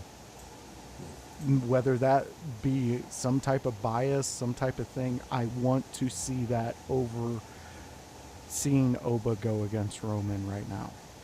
You want that tied up before Roman is outside of his championship. And I think that's fair. That is fair. That's why he's my favorite co-host on the planet. He makes my rambling sound coherent. Exactly, Kevin. Exactly where my mind was at. And that's where I'm at with it. Oba, to me, is bigger because of this move. Yeah, I'm going to say that might be true just for the fact that I think Kevin made a good point with they could have got the same effect at the end, but I'm thinking more about the immediate right now as well, like what Voice was saying, where people are like, what is this guy doing? Why are you? But on the other end, you got to think about it. This guy is so confident in his ability to do what he does that if you put him in the ring with the champion, he's like, of course I'm going to take the title. So I'll get it later rather than now. Right now I want to tie this up and I'll get it later. So within the mindset of the Obafemi character, it makes perfect sense. It makes perfect sense why he'd be like, I can get it whenever I want. My biggest hang up with it, outside of the fact that I love tournament-based competition and tournament-based wrestling, and it made it feel like it was, kind of not as important when we got there. Another thing that just kind of threw me about it a little bit was the fact that it was like, I would understand if you held the title once, maybe twice, and then you're like, oh, I'll come back for it later. But it's like, you haven't touched that accomplishment yet. That was my thing. It was like, well, I get what you're saying, but I'm like, don't you go get that? You know what I'm saying? But I also understand the fact that the door for Brock Lesnar is closing as well. So that's why I say that might be true, because for this one, I kind of get both sides a little bit.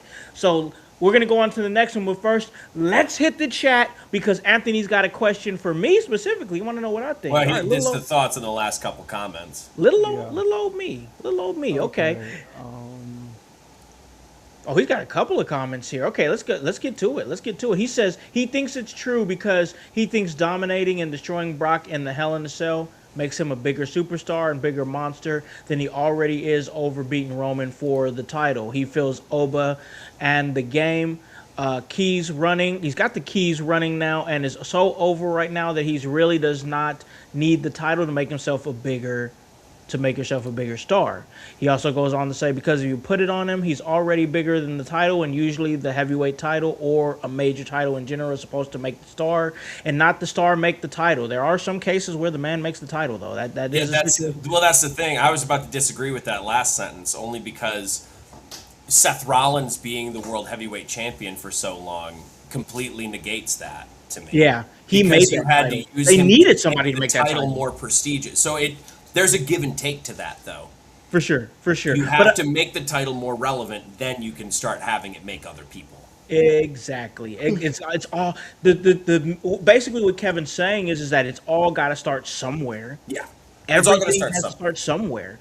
I mean, the AEW championship is now I looked at as a very prestigious championship, but we had to have somebody hold it first. Chris Jericho. We had to get there.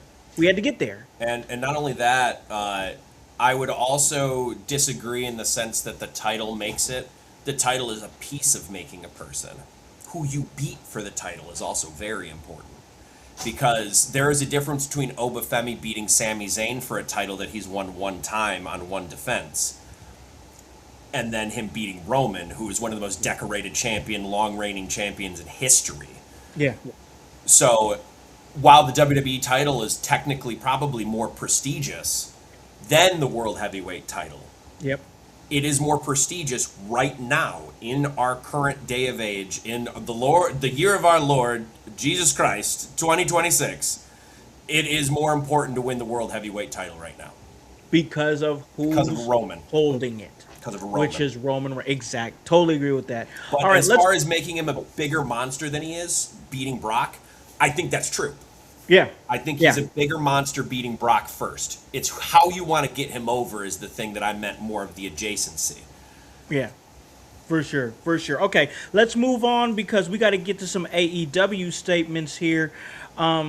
I got a chance to catch a little bit of AEW Dynamite. I was dealing, of course, with the AC issues and everything. But one thing that did come out of it is that we have another for what is like the third time now. We're getting a stipulation that I think is just very, very detrimental to what AEW does, especially with some of their stars. We've seen it happen with Cody Rhodes, and Cody ended up leaving the company. We've seen it with Hangman Adam Page. We haven't seen him on TV since. And that's Kenny Omega. Accepted the fact that he's going to be going up against MJF for the World Heavyweight Championship. Voice, is that next week? Are they doing that next week? This week. Yeah, it's this week. Okay, so this week. All right, so this week at Beach Break.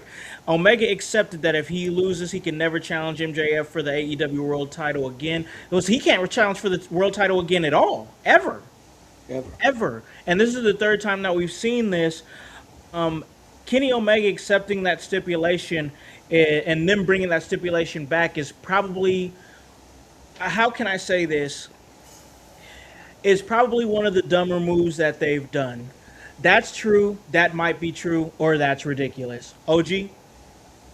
I think it's true, but I think it's going to be negated because I think he's not going to lose this time. So I think that's why they're doing it, because he's definitely going to win.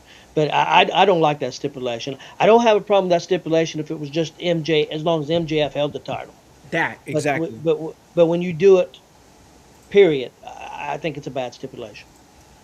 Yeah, I just wish they would just get away from that altogether. And now I'm not in love with the fact that like MJF is kind of making this his thing. Like it's almost like Gunther retiring people adjacent. That if you wrestle MJF and you piss him off enough and he has leverage, that he's going to throw that stipulation in to totally fuck your career up in AEW. It's one thing if he's just getting getting the mosquito or the gnat off of his back by saying, hey, you can't challenge me as long as I'm champion. But I hate the stipulation that you could never challenge for it ever again, because it's like, then what are you here for? But I'm going to throw it to Kevin. Kenny Omega accepting MJF stipulation that he can't wrestle for the title again is probably, and them bringing that stipulation back is probably one of their dumbest decisions. That's true. That might be true, or that's ridiculous. Maybe controversially, I'm going to say that's ridiculous. And the reason I'm going to say it is not because I think the stipulation is problematic at some point, but if MJF is making it his thing, I can near guarantee you that at the end of his reign, they will be negated. So because of that, I think you're ruining the stipulation at some point. But I don't think it's an overuse of the stipulation, because I think it's going to come back. I don't think any of these stick. There's no fucking way they don't give Hangman another title shot. That's what I'm saying. No chance. But how do they get Omega is possible that they stick to the stipulation. But now that they're making it a trend to me, this is going to be storyline. I bet when we go into Wembley, he's going to get Ospreay to agree to it too. But then Ospreay's going to beat him. Yeah. Now that he's taken out, two of the larger players, he's trying to take out more. Trying to take out the Briscoes, trying to take out anyone else. I don't see why they wouldn't use this as some kind of storyline-driven thing at this point. Because if you're going to keep doing it, that means you have plans to bring it back at some point. And it come back around on the heel. Because otherwise, I agree, if they don't do what I'm saying and what I'm prophesizing, then I think it's 1,000% true that's a stupid fucking decision. Yeah. Because you shouldn't be doing that.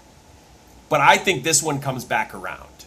Okay. Because we saw it with Cody and it tanked him. And they've seen it with Cody and it tanked him. They watched it happen. Why would they do it to two of their largest guys now? Because at this point, if you're doing Kenny and Ospreay at Wembley, I think you're leaving money on the table not doing it against MJF. You could have Kenny win. Yeah. That's a thing you could do. You could have Kenny win and then Kenny lose it right back to MJF at Redemption. You got a pay-per-view in between. Mm-hmm. That's a thing you could do. And he could avoid that stipulation. But I also think it's ridiculous to have MJF lose and look weaker going into the Wembley show, too. So, lot of different so ways. now what do you do? Do you shoot yourself in the foot? Or do you take away all of those stipulations at some point? Mm-hmm. Because shooting yourself in the foot is having Omega go over. He's a great champ. He's a great wrestler. He'll give you a good match. That's not what I'm debating. What I'm saying is the money match right now in the main event of Wembley is not Kenny Omega and Ospreay. It is MJF and Ospreay. And if you shoot yourself in the foot taking that away from people, you're leaving money on the table. You are looking at a pile of money and saying, yeah, let's just torch it like I'm the Joker in Dark Knight. Hey, you're making points there. I think they go back on these stipulations, which is why we're seeing them come up so much now. Yeah, I think that there's a point to be made there, and hopefully this is a situation where we can kind of just like move away from that a little bit. You know, like I don't know what they're gonna do. I'm gonna trust the process for this. Yeah, for me too. I'm gonna trust the process for this one because I think the match they're gonna have is gonna be good. I'm gonna save my thoughts for what happens after Dynamite. So if you want to get my deeper thoughts on that, find us on Thursday. But Voice, where are you at, man? Do you think this is one of their dumber decisions, them being AEW, to bring back the stipulation that whoever loses to MJF or whoever champion is at the time can't compete for the championship ever again while they're under the company? That's true. That might be true, or that's ridiculous. That's 200 million% true. I hate this stipulation. This is, to me, you're going out of your very last show because your career's not where it used to be, and you're at indie shows, and this is the stipulation you want that young star who's rising up in that promotion to get. So you're gonna take that match, and then you're gonna go out on your terms. That's this type of match. Kevin's breakdown is almost identical, almost word for word what I said on Thursday about this. And Kevin, do not trust the process when it comes to AEW. Fair. Because AEW never learns. Kenny Omega will win this. Paige will come out at the end, challenge MJF for something, whatever it may be. However they're going to do that, that's what we're going to see at All In. We're going to see Omega versus Ospreay at All In because the fan base wants that. They don't see the potential that the biggest match that you're going to have is MJF, I would write it as MJF takes out Kenny Omega. Kenny Omega can't challenge for that title ever again.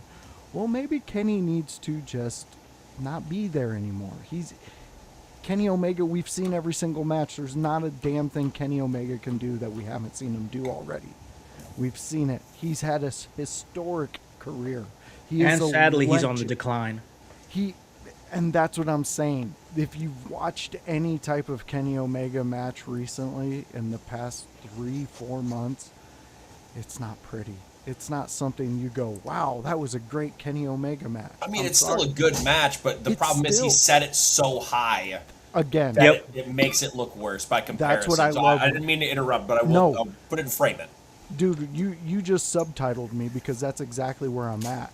He has put such a catalog of work, energy, love for this form of entertainment that bar is so high you can't do anything with it. So they want that there. They want Will Ospreay, Kenny Omega, Wembley. Ospreay gets that win over Kenny Omega. That's what they're going to go for because they think that's the biggest pop. But Ospreay beating MJF at Wembley with the rise that MJF has had on this Devil Tour would be your biggest money maker ever. It is instant stardom, even more so for Will Ospreay. He becomes that guy who pisses off the people who love our scumbag. He becomes a fan favorite even more so of the people who hate MJF. And he did it in his hometown. They're gonna do the Omega Osprey for some reason. I mean, is it a wrestling dream match? Of course it is, but it's a wrestling dream match 5, 10 years ago. And let me throw an earworm in. We don't have to discuss it too much, but if that's the case, and we have Kenny versus Osprey, and we're nearing Kenny's twilight, does he retire after that match? Does it get better? Or do they hold on to Omega so that he can have a loser leaves AEW match? That's a thought. I don't. We don't have to get into it. Just let it For sure. ruminate. Just Something give to think some about. thought. It's definitely something to think about. But yeah, I honestly think that you got to go MJF and Will Ospreay at Wembley. I just do. I hear exactly what Voice is saying. I want to add to that by saying that and what Kevin is saying makes the most sense. Will Ospreay, 33 years old. MJF, 30 years old. Kenny Omega, 42 years old. But within the mind of an AEW fan, just stay with me here. Within the mind of an AEW fan, they look at Kenny Omega in 2026 like he's still New Japan Pro Wrestling Kenny Omega. And he's not that. Yeah. He's not that. That's in their minds. They revere him. The bigger money match is MJF and Will Ospreay. But in the mind of an AEW fan that watched AEW, that watched New AEW, Japan. that watched New Japan, that watched him in Ring of Honor, in their mind, that's the Kenny Omega they think they're getting. Yeah. They're not. That's in Tony, And it's not. It's in Tony Khan's mind also. Yeah, that's the important one mind. Yep. Yeah. 100%. 100%. I agree with that, and that's definitely something I think we'll put a pin in that and continue conversations of what Kevin was saying later. But let's move on here to our AEW portion of That's True, That Might Be True, That's Ridiculous. Maya World has been in conversations in many wrestling circles because her rise has just been insane. I mean, her and her tag team partner, Hyen, took a buy-in tag team opportunity for just a squash match. That's all it was. It was just a squash match. And from there, they found themselves contracted to AEW. Maya World and Hyen got contracts through taking an opportunity right there. Also, Maya World came in to be in the tournament for the women's Owen, and she wasn't just the understudy to the young lady from Stardom who was injured. She wasn't just the understudy; she was the understudy to the understudy. And went all the way to the finals and wrestled Mercedes Moné in San Jose at Forbidden Door. Now, Maya World has earned a Casino Gauntlet spot, and her ride just continues. Maya World going from winless to a real women's title threat is one of AEW's best underdog stories. That's true, that might be true, or that's ridiculous. OG?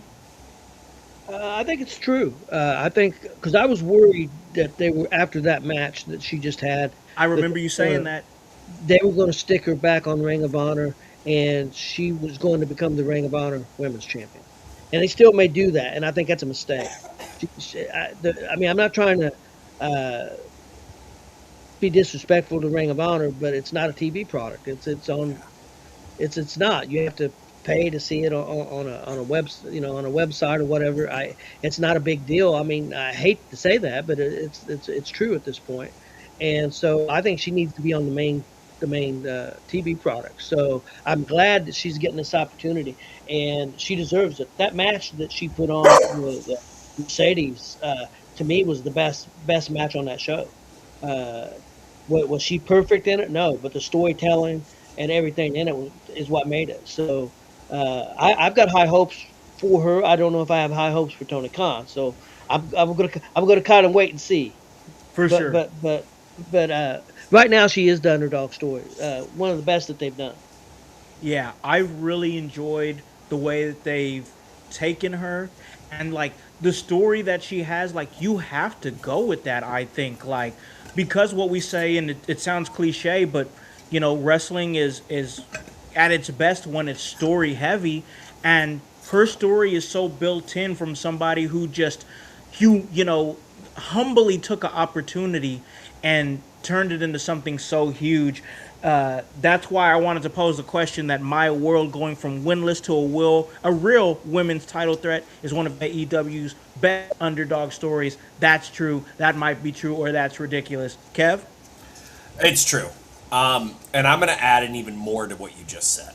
Okay. You're talking specifically in the storyline aspect of winless. All of a sudden, this is a comeback kid and all of that. Real life also happened to this woman outside of it. Yes. And because of those real life events, and you know what? AEW fumbled Hobbs with this because they had something there when there was something tragic, and they could have made him a fucking huge babyface after that, but they didn't.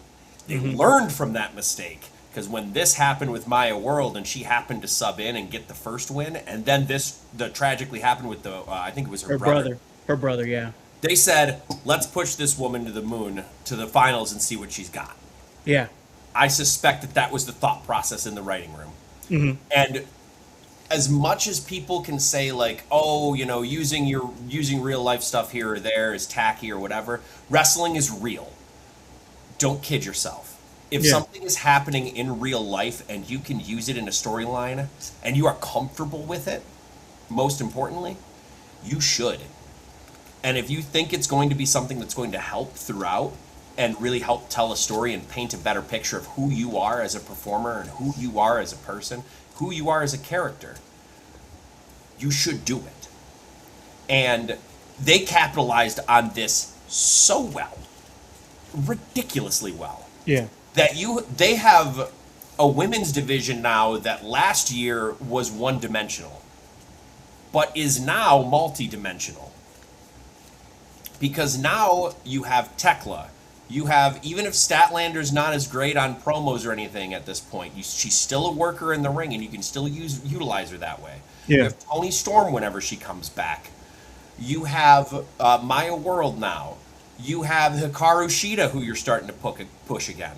Yeah. You have all of these talent. You have Athena. You have all of these talented women that you can move into different places, and you just made another one for extra icing on the cake in a span of a fucking month. All you had to do was take it. You knew Mercedes was going to win the thing. Yeah. Why not take a chance on the other side of the bracket and have someone new go up there and rise through the ranks? Nobody else needed it. And I say that run for my world really helped her, because I think that no matter I think I said this on a previous show, whether she wins or loses, she was her being in the final, she was playing with house money. Like no matter what, she was playing with house money in the semis. Yes, exactly, and everybody loves a good Cinderella story. She was the Cinderella, and it was great. And now, like OG highlighted as well, she's now finding opportunity past that, which is great. That's exactly what we wanted to see, and that's why we're having the discussion here. I'm going to throw it over here to my man Voice here. Maya World going from winless to a real women's title threat is one of AEW's best underdog stories. That's true. That might be true, or that's ridiculous. That's 100% true.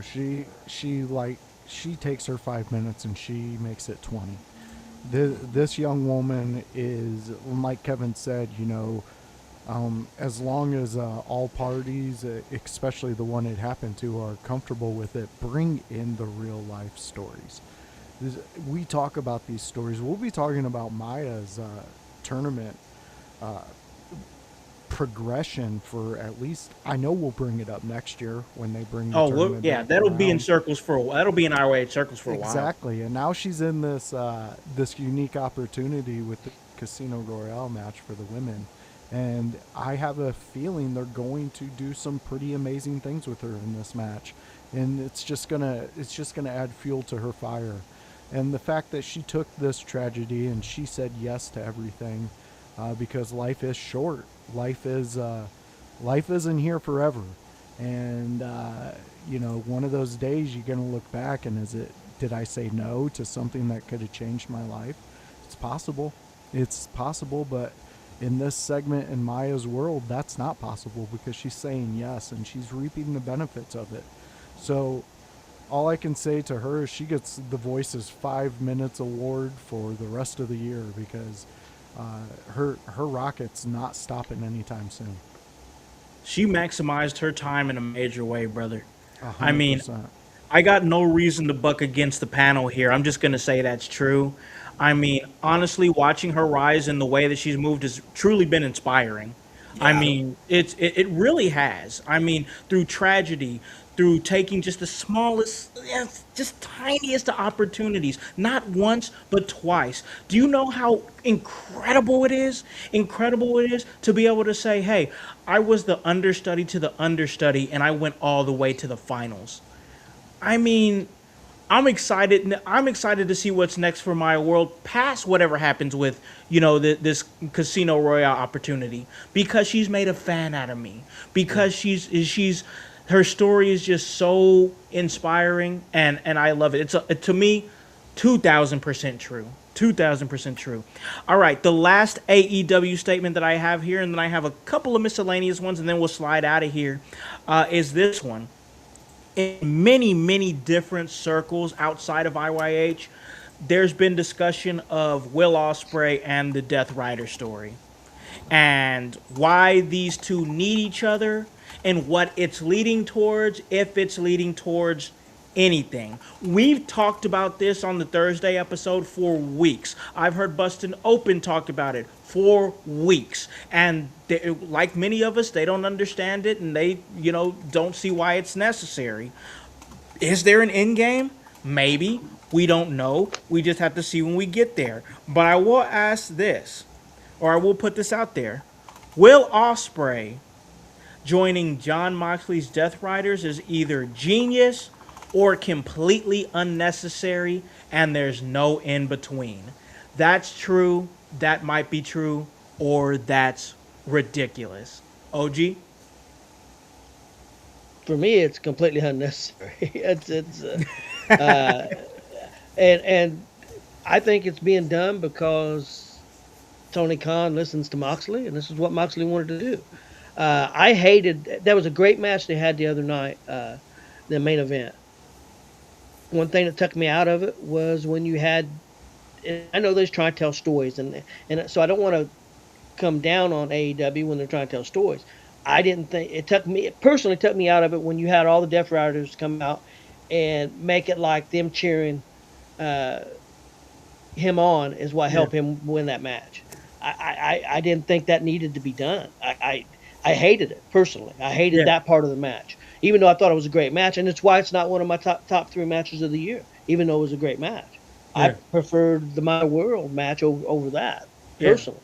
And I'm not taking anything away from anybody. If they thought that was the best match of the year, I'm not going to tell somebody they're wrong because it was a very good match. But I'm not I don't know where they're going with the Death Riders. I will say one thing I did like this week, and I told Josh on our show that we did that Moxley seemed sincere when he asked him to join. When he asked Will Ospreay to join and be a part of the Death Riders, and he would be part of the Death Riders for life, that seems sincere. So I like that part of a little bit of the storytelling. But I do think it's unnecessary. Yeah, I think there's a lot of people that think this is unnecessary, and but there's other people like there. I think Bully was talking about it. He was saying it could work if they have a plan for it. If there's some sort of end game here, it could work. But then it's like what OG says with Tony Khan. Is there a plan for it, or is it just him listening to Moxley? And Moxley don't have a plan because as another thing Bully said is that one of the reasons why this seems so confusing is because the only person who understands what John Moxley is talking about when he cuts a promo is John Moxley.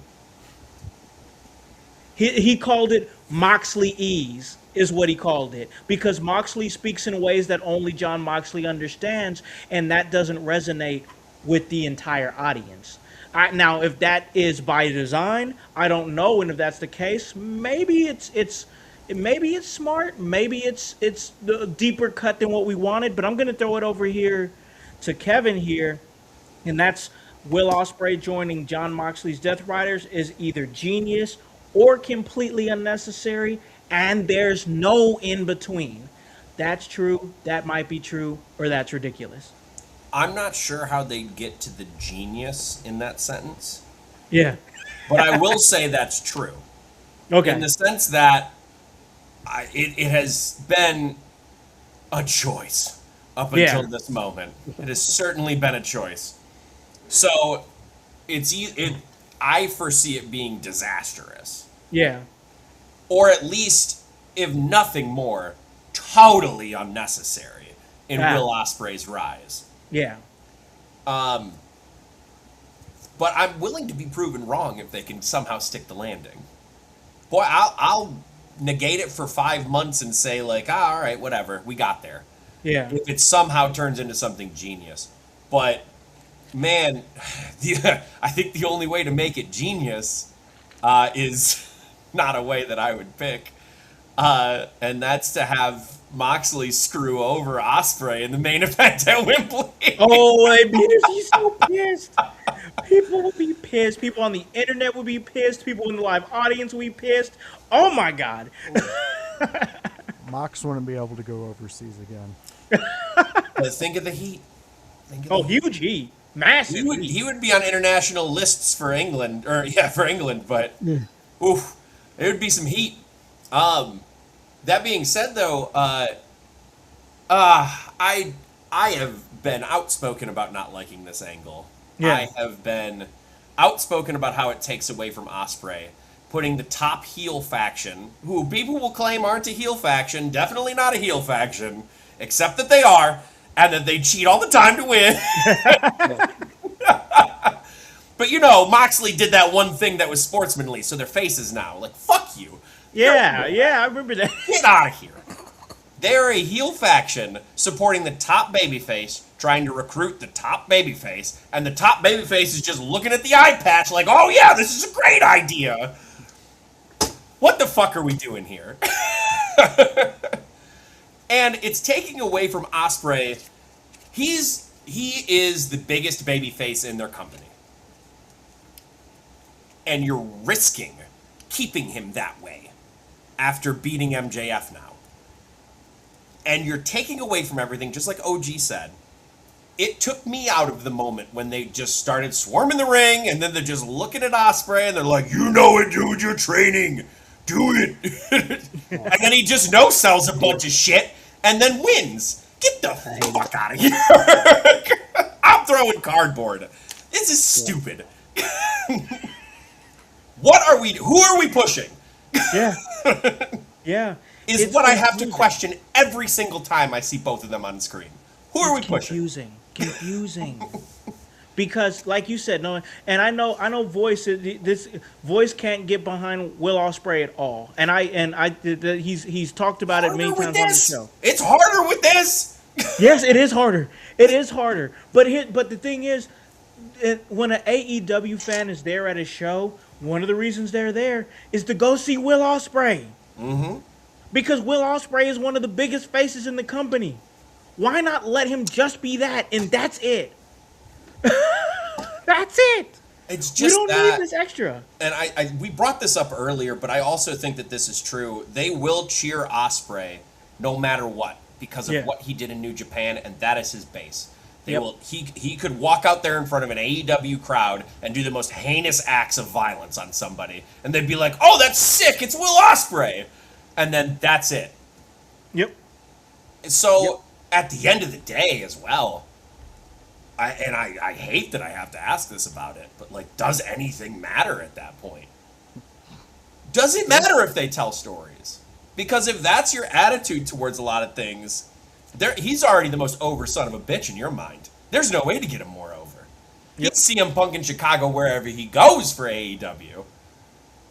because he's so high up. He is on this pedestal, just like Omega, just like Okada, just like all these guys from New Japan who put on stellar matches, incredible workers, all of that. I'm not taking away from any of that. And I'm not taking away from Ospreay's work right now either. I think he's doing really, really good work. Some of the best he's ever done. But if nothing matters to the fans and they will always react in one way, what does anything in this matter? Yep.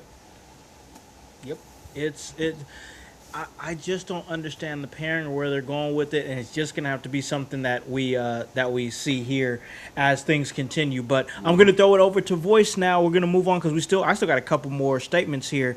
And where are you at, man? Is this genius? Is this totally unnecessary? No in between Will Ospreay joining the Death Riders. That's true. That might be true, or that's ridiculous.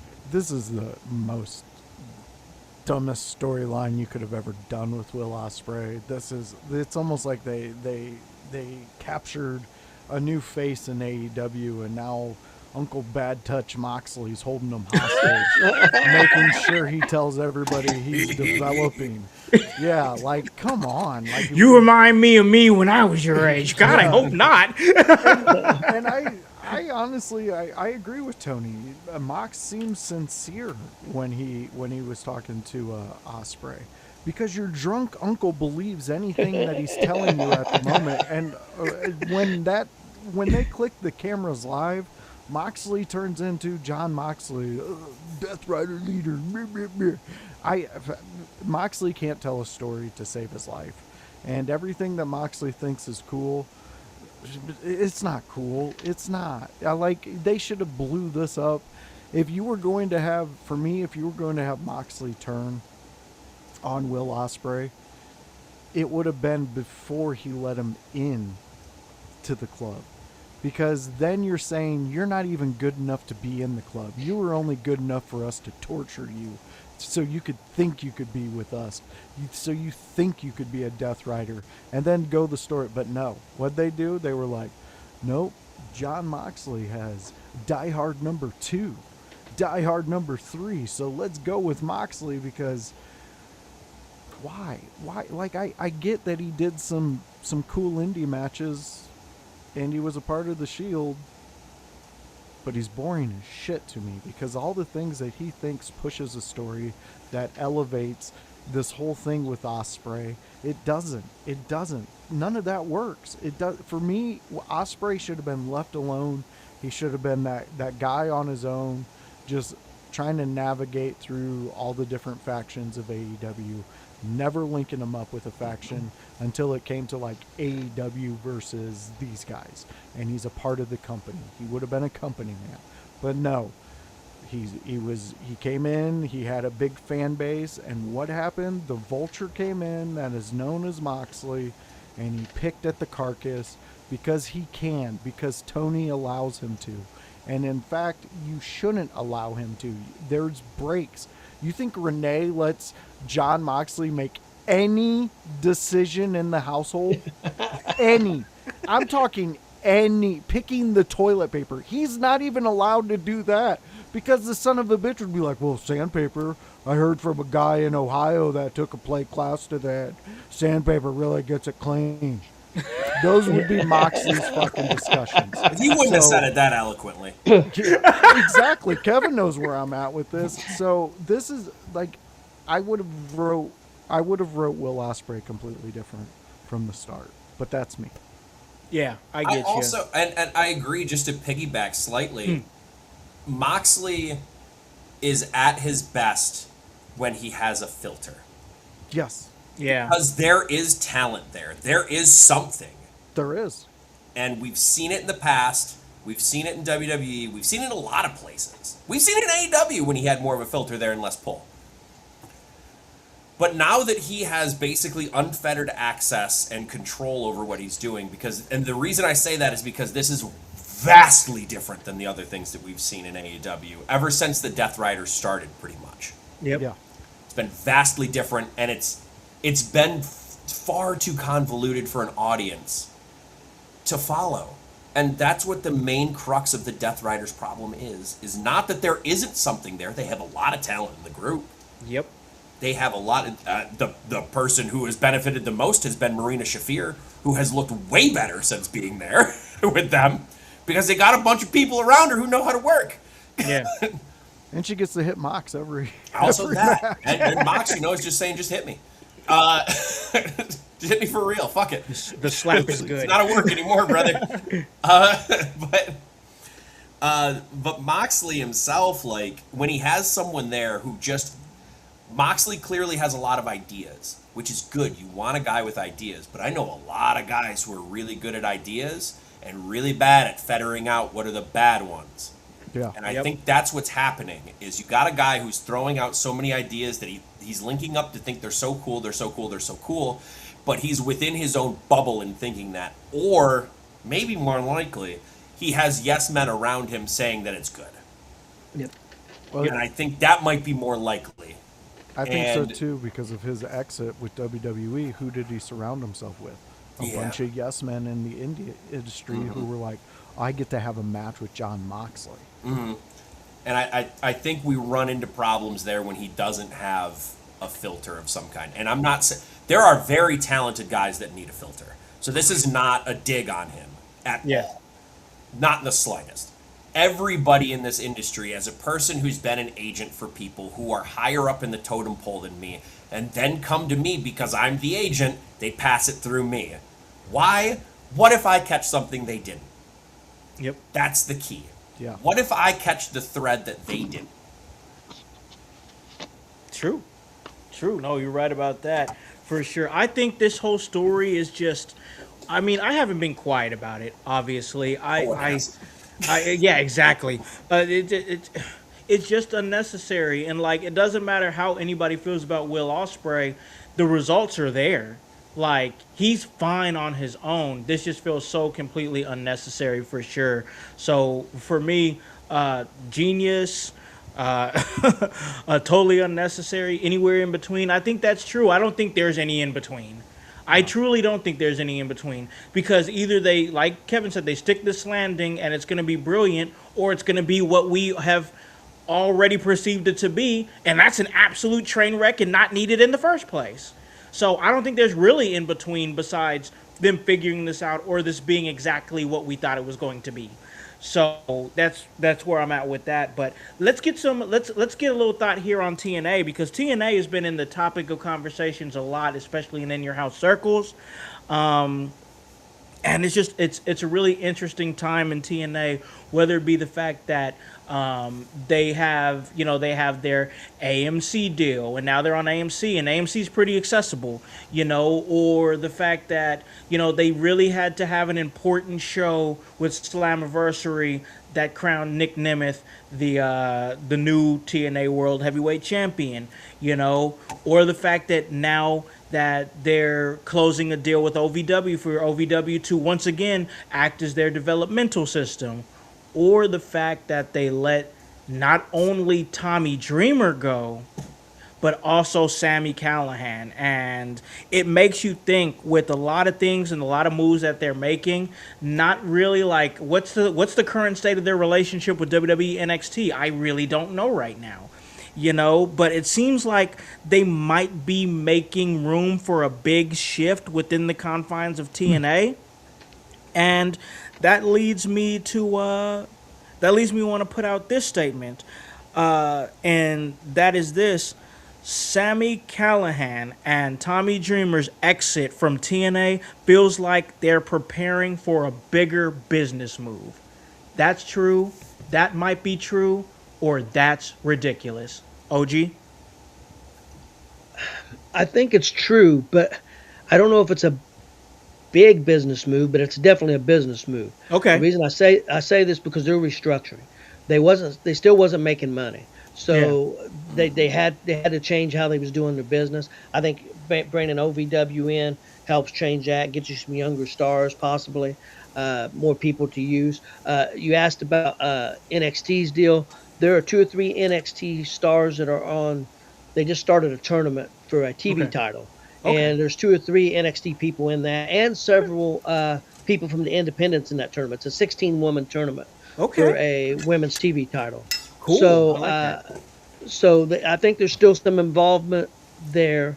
Uh, I think it was just something they had to do. I mean, I think unfortunately, I think Tommy uh, was a little stale. I think they needed a change there, and I hate to say that because I think the guy's cares about what he's doing and very passionate. But Incredibly passionate. sometimes, but sometimes you have to make changes. Sometimes you have to change directions. Sammy Callahan, I don't know a lot about. I do know people say he's got a brilliant mind. Some people thought he was going to be. He thought he was going to be moved Yeah. up, and when he got the phone call, it was letting him out the door. So, Yeah.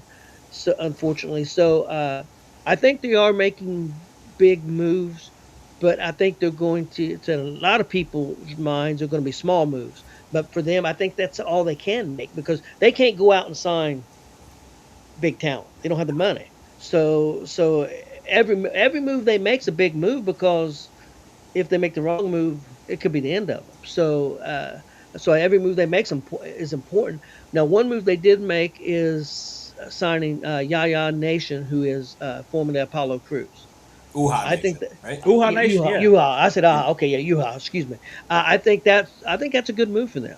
I think Apollo's got a lot of experience. I think he's very good in the ring. I He think fits he's TNA. Yeah. yeah, I think he does fit in. I agree. Uh, so I'm going to say it's true that they are making big moves, even though they may not seem like big moves to a lot of people. But every move they make is important. That's a great point, OG. That's a great point. I think I agree with that. No matter what the move that they make, especially at this point in TNA's tenure as a company, every move they make is going to be big. But I'm going to throw it over here to Kevin. The Dreamer and Callahan exit makes it feel like TNA is preparing for a bigger business move. That's true. That might be true, or that's ridiculous. I'm gonna say it might be true. Okay. I don't think it's going to be any kind of like sale of the company or anything. I don't think they're trimming that level of fat. Yeah. If they're just setting up a new champion for the women's title, they're not planning a business venture where they're getting rid of things. Yeah. Or they're not selling the company, at least.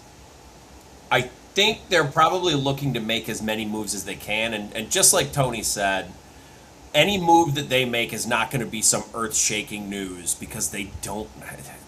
We live in a wrestling world where they don't have the money to do that. It's not going to happen. Unless they have some guy giving them a brother-brother deal and coming in. And I guarantee you someone's not going to do that with their livelihood. Not like that. Yeah. So I suspect this was routine maintenance. They didn't like how people were reacting to the storylines that Dreamer was giving out, so they got rid of him. Have no idea why they got rid of Sammy Callahan. Yeah, that's the more confusing. I think that one's the confusing one to me, but my suspicion is that his contract was too high. Again, the elder statesman, just like Sheamus.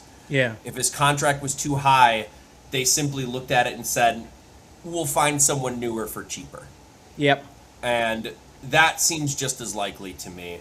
So, could they be doing some kind of big business move? I don't think you can ever rule it out with TNA. But this feels like routine maintenance to me, where they're saying, we're going to change shit up.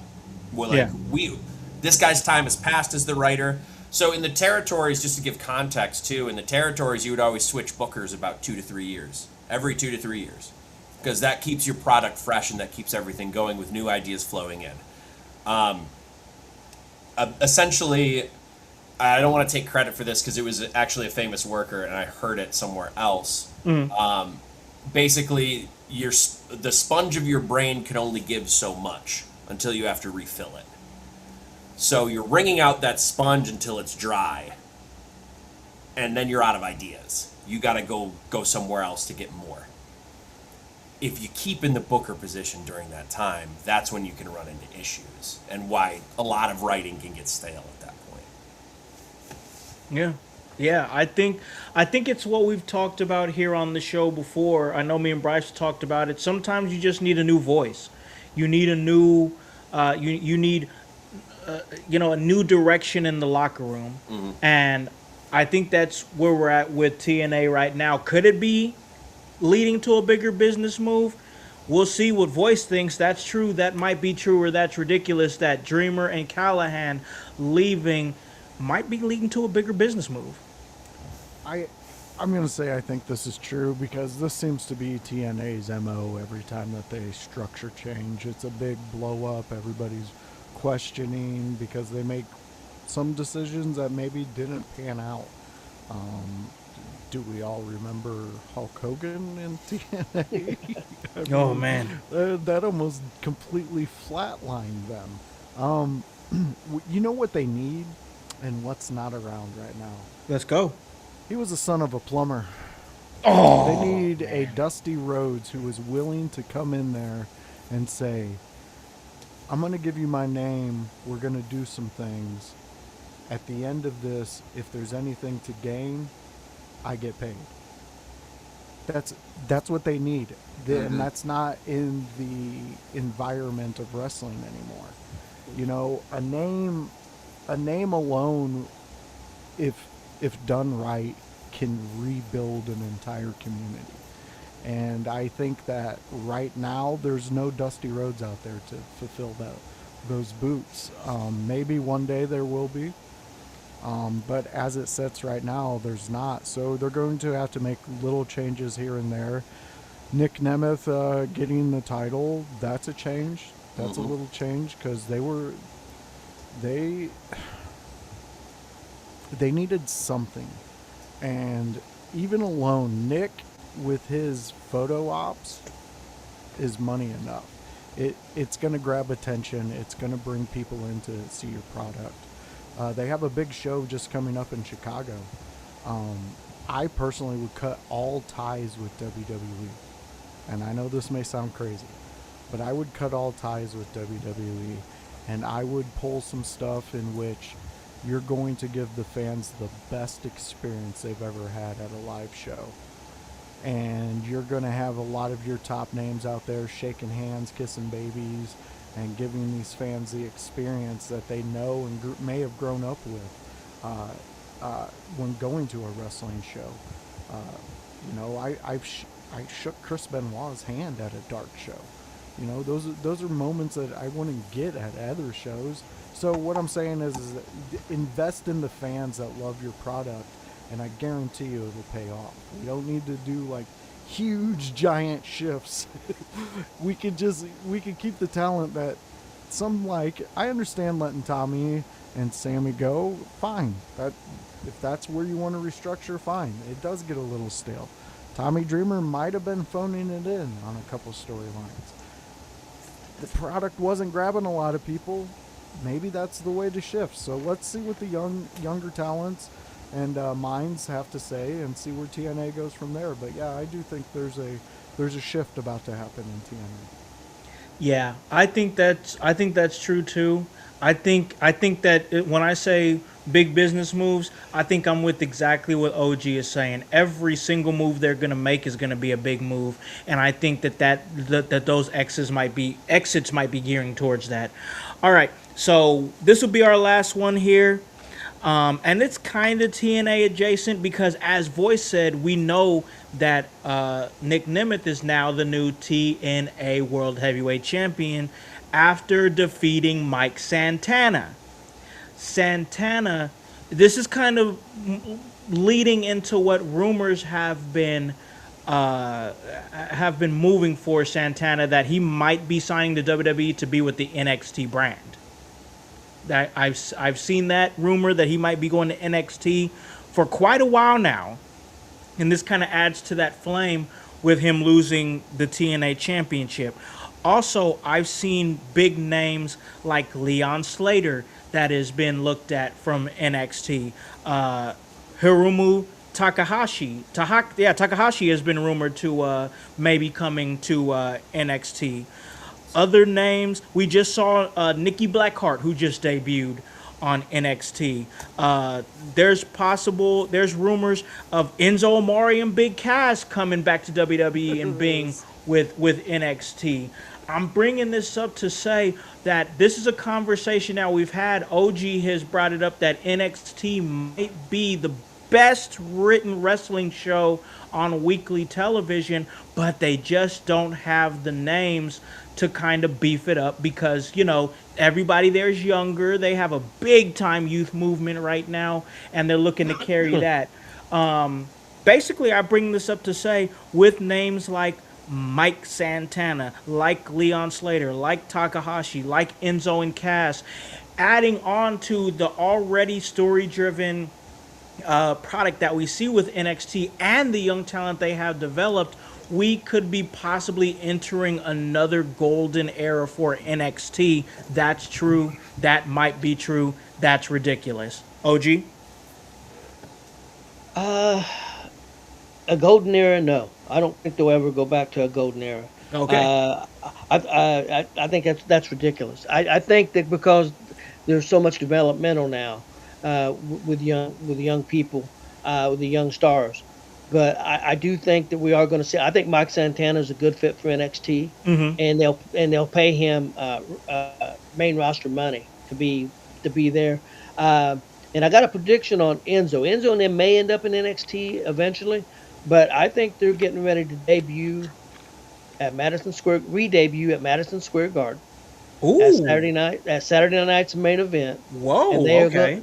And Enzo and maybe Cass is going to be Danhausen's backup against the Judgment Day because Saturday night's main event, he has a match against JD McDonough.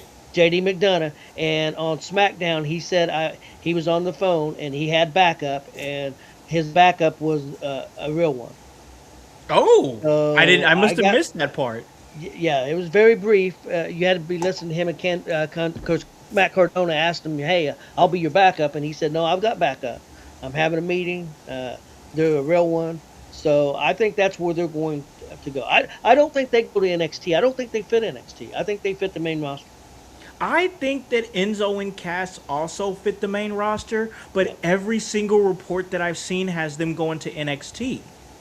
I agree with you. I'm with you on this one, OG. I think that Enzo and Cass, their entertainment factor, on top of the fact that I think Enzo has matured quite a bit, both like as a human being and in the ring, like as far as doing business, because he was a menace in the locker room during his first run, for an absolute menace. But now maybe this is a more mature Enzo that's ready to put on, I don't expect Enzo Amore to give me a 5-star match. I don't even expect Enzo Amore to give me a 4-star match. But I do expect to be entertained, and I know I'm going to get that from Enzo Amore for sure. And then him and Big Cass works together so well during their first run in WWE NXT because it's perfect.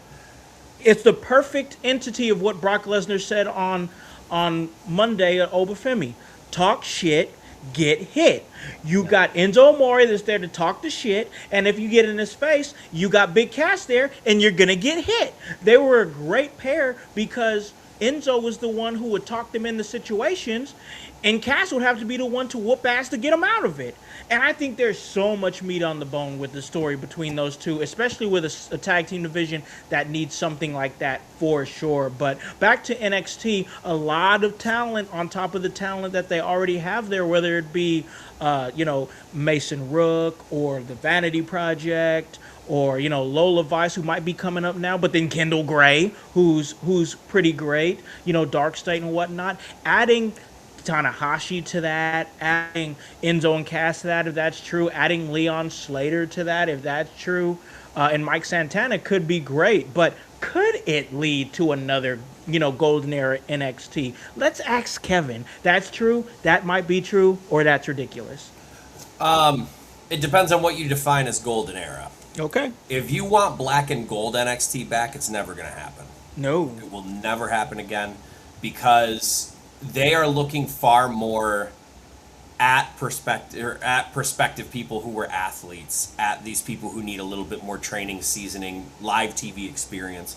And because of that, you're going to get way less of the Adam Coles, less of the Kyle O'Reillys, Bobby. Less of the Sami Zayns, less of the Sami Zayns, Kevin Owens. You'll get one here or there, but you're going to get way less of those down there. They're just going to debut on the main roster.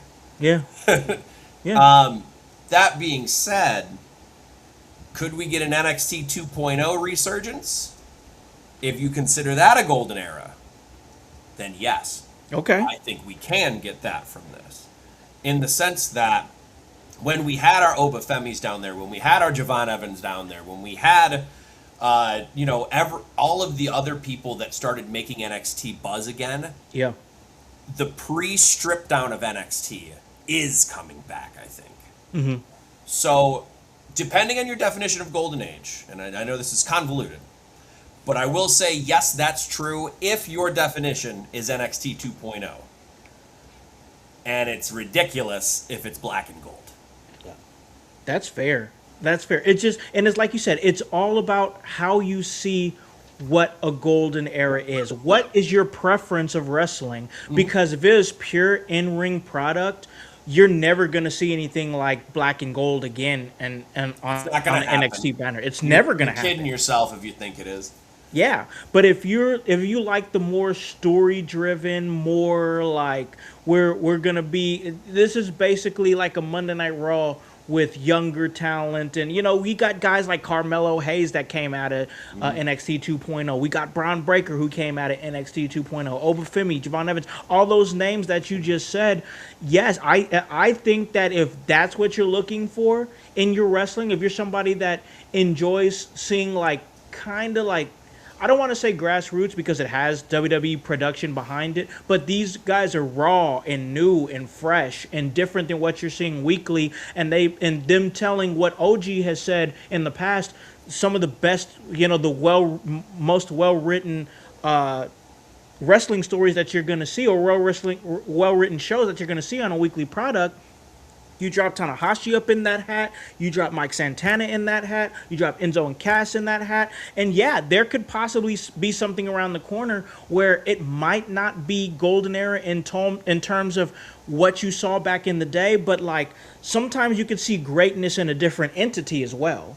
So I think that possibility is still out there. But what about Voice? Let's get his thoughts with the addition of all those names I just named. If it's true and they all come to, trickle into NXT, could we see another golden era of the product? That's true, that might be true, or that's ridiculous.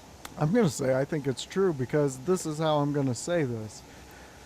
Howse, I'm tired of talking to these Richie guys down here who are just worried about solid gold.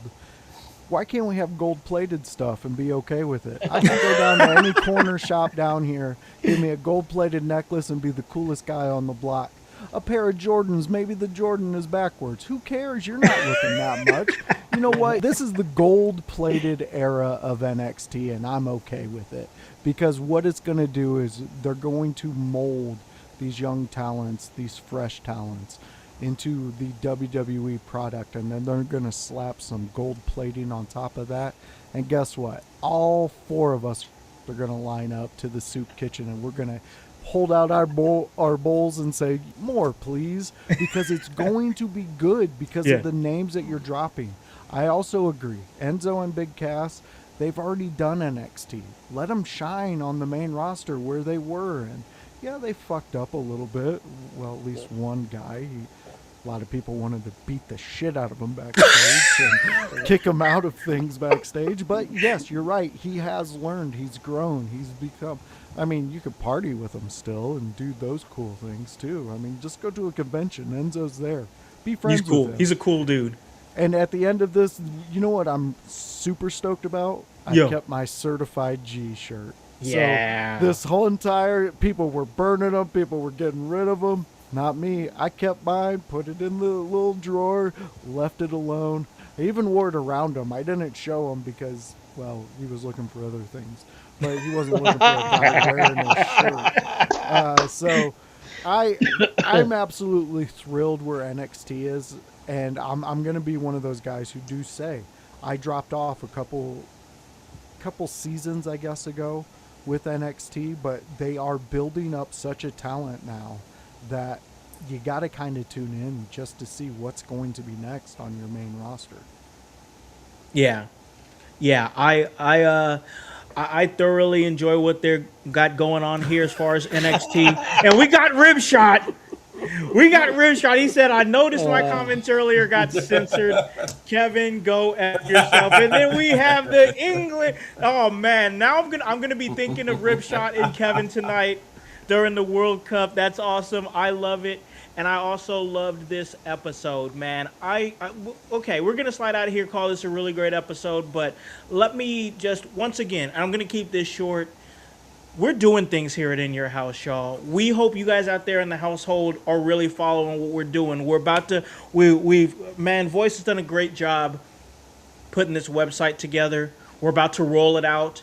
Actually, shortly, right after this show, we're gonna talk about the website a little bit, and man, we've got some cool stuff planned, and we're gonna roll it out. I'm hoping to roll it out by either this evening or early this week. And we've even got Kevin in the mix, man. He's gonna be here. He's gonna be here, checking out the website and everything. We might get some contributions here as far as some writings and stuff. That's gonna be great. I'm very excited for the website, you guys. Very excited for the website because it's going to change the way people see In Your House, and we want to be a representative of you guys out there in the household. You guys are part of this community, so let us know what you guys want to see on the website. How can we help enhance it?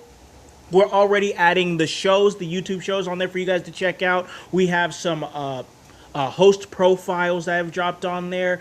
We have links to our affiliates, our friends at Gonzo Sports Room, Gonzo Wrestling Room, our friend, the Badass Construction Worker, our buddy over here, Rib Shot. We're looking to build community, and the website is going to be a huge part of that.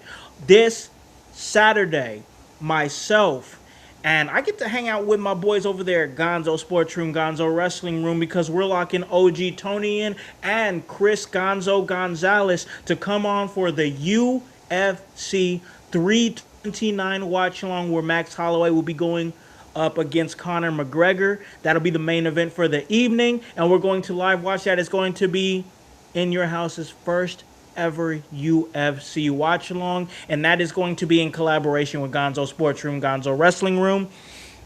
I've got a big list of guests coming on the show, y'all. I got a big list of guests. I got to go through all these people. I was not going to do the interview series just to kind of focus on the content that we're doing here weekly. And then I started dropping some of these interviews, some of the Paige Collette interviews, the Leela Feist interviews, and now everybody wants to interview. So I got, and here's the thing. These interviews are stars that I can't just scoff at. Like, I can't be like, oh, I don't really got time for you. Like, I got to make time for these names. So, I thought that the interview series was going away. It's staying.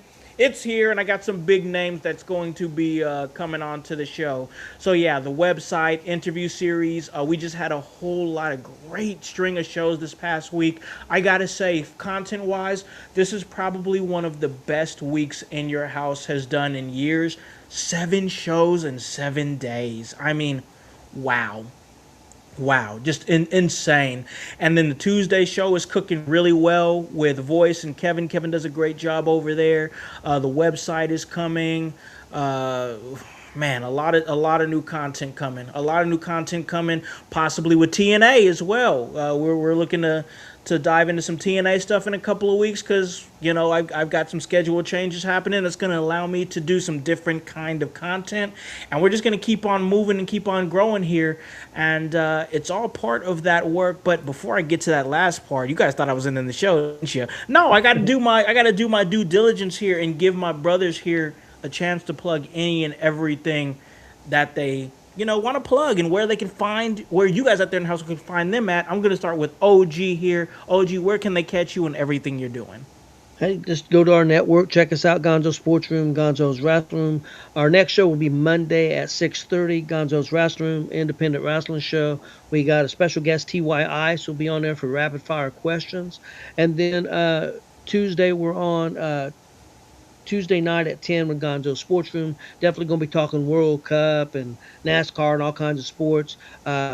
Wednesday is our monthly show special. We have Wednesday at 8. It's independent wrestler spotlight. And Zach Nova, who's been in the business, I think is think just starting his third year. He'll be on. Ooh. We'll be watching some matches, some live matches that, and talking about those matches. Even got his very first match that he had in front of Gonzo Sports Room at a festival. It was his very first match. Him and his opponent's very first match together. Oh wow. Very first match I ever had. So we're gonna look at that one. Then we have Hot Seat with OG Tony Wednesday night at 10. And then, of course, I'm on with you guys on Thursday. And then Gonzo's Sports Room at 10 o'clock on Thursday night. So got a bunch of shows. Man, one of the hardest working men in wrestling media here and beyond. OG Tony, we appreciate all your contributions, man, and we look forward to working with you and Gonzo more as we float into our late night streams that we're going to be starting here in the next couple of weeks. We're still looking for at least one more host for our late night post shows right after a Raw, right after a SmackDown, or right after a Dynamite. We're still looking for another host. So we right now we've got OG locked in, and we've got a high prospect for our producer that we'll be announcing in some time. But I got to give it over to Kevin, man, and give him an opportunity. He does a lot of stuff, man. He's watching the World Cup. He's watching wrestling. He's killing it when it comes to video game streams. But where can they catch you in everything you're doing, Kev? You can, of course, follow me at Kevin Calloway on Facebook, Calloway Kevin on Instagram, twitch.tv/Kevin Calloway Pro for my Twitch channel when I go live there. This week, I think I'm going to be getting into the next Hollow Knight game, Silk Song. I'll be starting that up Tuesday, I believe Tuesday. And I'll probably play it a bit. I tend to get into these games really quickly early, so I'll probably hit a couple streams this week. And then Roguelike Friday is going to make a return on Friday. I've had a couple Fridays where I've been busy or gone or whatever the case may be. And I will be back with a Roguelike Friday this Friday. Don't know what game I'm going to play. Entire grab bag. I did just buy Binding of Isaac, though, so I might just go back OG on that one. And I'm gonna hit that Roguelike Friday, and that's what I've got going currently. Hell yeah, and I'll be hitting one of those Roguelike Fridays in a couple of Fridays as we've already discussed. So I'm excited about that, and of course the stuff we got going on. We're gonna start opening up the floor to do some more TNA reviews. I'm very excited for that because TNA is a topic of conversation right now, and then getting these late night shows going. For our members of the household that want to talk wrestling right after the show ends, that should be rolling out in probably the next 2 weeks once we get everything finalized. But I've talked enough, Voice. You do great work here at In Your House, including the website that we're going to be dropping this week. Where can they catch you and everything you're doing? All right, fans, so if you want to come and check out what me and Kevin do, well, it's on a Tuesday. It's at 6 p.m., and it's the Monday Night Raw review where me and Kevin, we talk Monday Night Raw. Kevin, he's the professional. He's actually looking at me right now as I say this. Normally, he's not across from me doing anything, so it's kind of weird. But, yeah, he's our professional. He does everything in between those ring ropes, and Kevin breaks it down for you. He's one of the best to do it. He's always a pleasure to hang out with on a Tuesday night. So come hang out with me and Kevin because Secret Time fans, you drive a lot of that conversation if you're in that chat dropping things. Me and Kevin have literally just we're going down the card and seeing what the chat does, and you guys always stop in to really hype up the show, so we enjoy that. Join us 6 p.m. at Tuesdays. Outside of that, it's a WCW watch along where me and Howse, that's what we do. We watch WCW. We are in the middle of the Nitro. If you were with us last week, you've seen the solo wrestling match that we watched between Arn Anderson and Macho Man for the WCW TV title. Fantastic match. Fun guys. match. It was 19 minutes of actual wrestling. You've seen why Arn Anderson's called the Enforcer. Macho Man had to go out of his bag and really go into what the hell Macho Man or what Arn Anderson wanted to do. Yeah. It's a great match, great time with me and Howse. Come join us. Lastly, it's a fun time. It's the AEW Dynamite show. It's a great show, guys. A lot of you drive the conversation there. Yeah. We come in, we give our thoughts on the first half, and then we give you our loves and lows on the second half. And then you, in between all of that, you guys drive the conversation. So come hang out with us. We absolutely adore you. Ribshot, check out the website. I messaged you on Messenger. We have links to all your stuff, man. We also have a couple videos up there so people can see what we're talking about when we talk about you. You're on the Friends page, so go check us out. As soon as we get it all dropped, everybody will have a link. Yep, I'm excited, man. I got to tell you, I'm excited for everything that we're doing here at In Your House. And of course, one more time with this programming note, on Wednesdays, we're still doing the WCW watch along, but on the first half, we will have a conversation that is on the podcast, that is on the video version, but then when we do the watch along, it cuts off after that, and that's a video exclusive. So if you want to watch with us, it's got to be live because the first half is podcast exclusive, and you got to be able to catch the video version where we are watching the match on YouTube. So I just wanted to put that out there. We got some late night shows coming in the next couple of weeks. We've got the UFC watch along coming along. That's going to be coming along this Saturday. And, man, I've got a list of guests that's going to be coming. Keeping them close to my chest till I get everything finalized because I'm trying to get these interviews finalized. So I don't want to put anything out until I kind of know what's what. But we're moving, y'all. We're doing some great stuff. We're doing a little bit of adjusting, but it's adjusting in a good way. It's adjusting in a way that's adding to the content and making it more accessible for you guys to find out what we're doing and where you can find us out and what times you can catch us, because now we're looking at a situation where you can guarantee you're going to see an In Your House show right after a Raw or right after a SmackDown. So we're going to keep moving with that. It's all part of the work, and that's HOWSC, and the W stands for work. So for OG Tony Gonzalez from Gonzo Sports Room, Gonzo Wrestling Room, for the professional himself, the Chaos Goblin, Kevin Calloway, and for the voice, Josh Joseph, and the whole team here at In Your House, I'm Malachi the Con Man. To remind you to tell a friend to tell a friend to tell a friend. Hop on this bandwagon. Get on or get gone, because the household is still going mighty strong. You guys have a great day and a great rest of your week. We'll see you Tuesday. Peace. Yeah.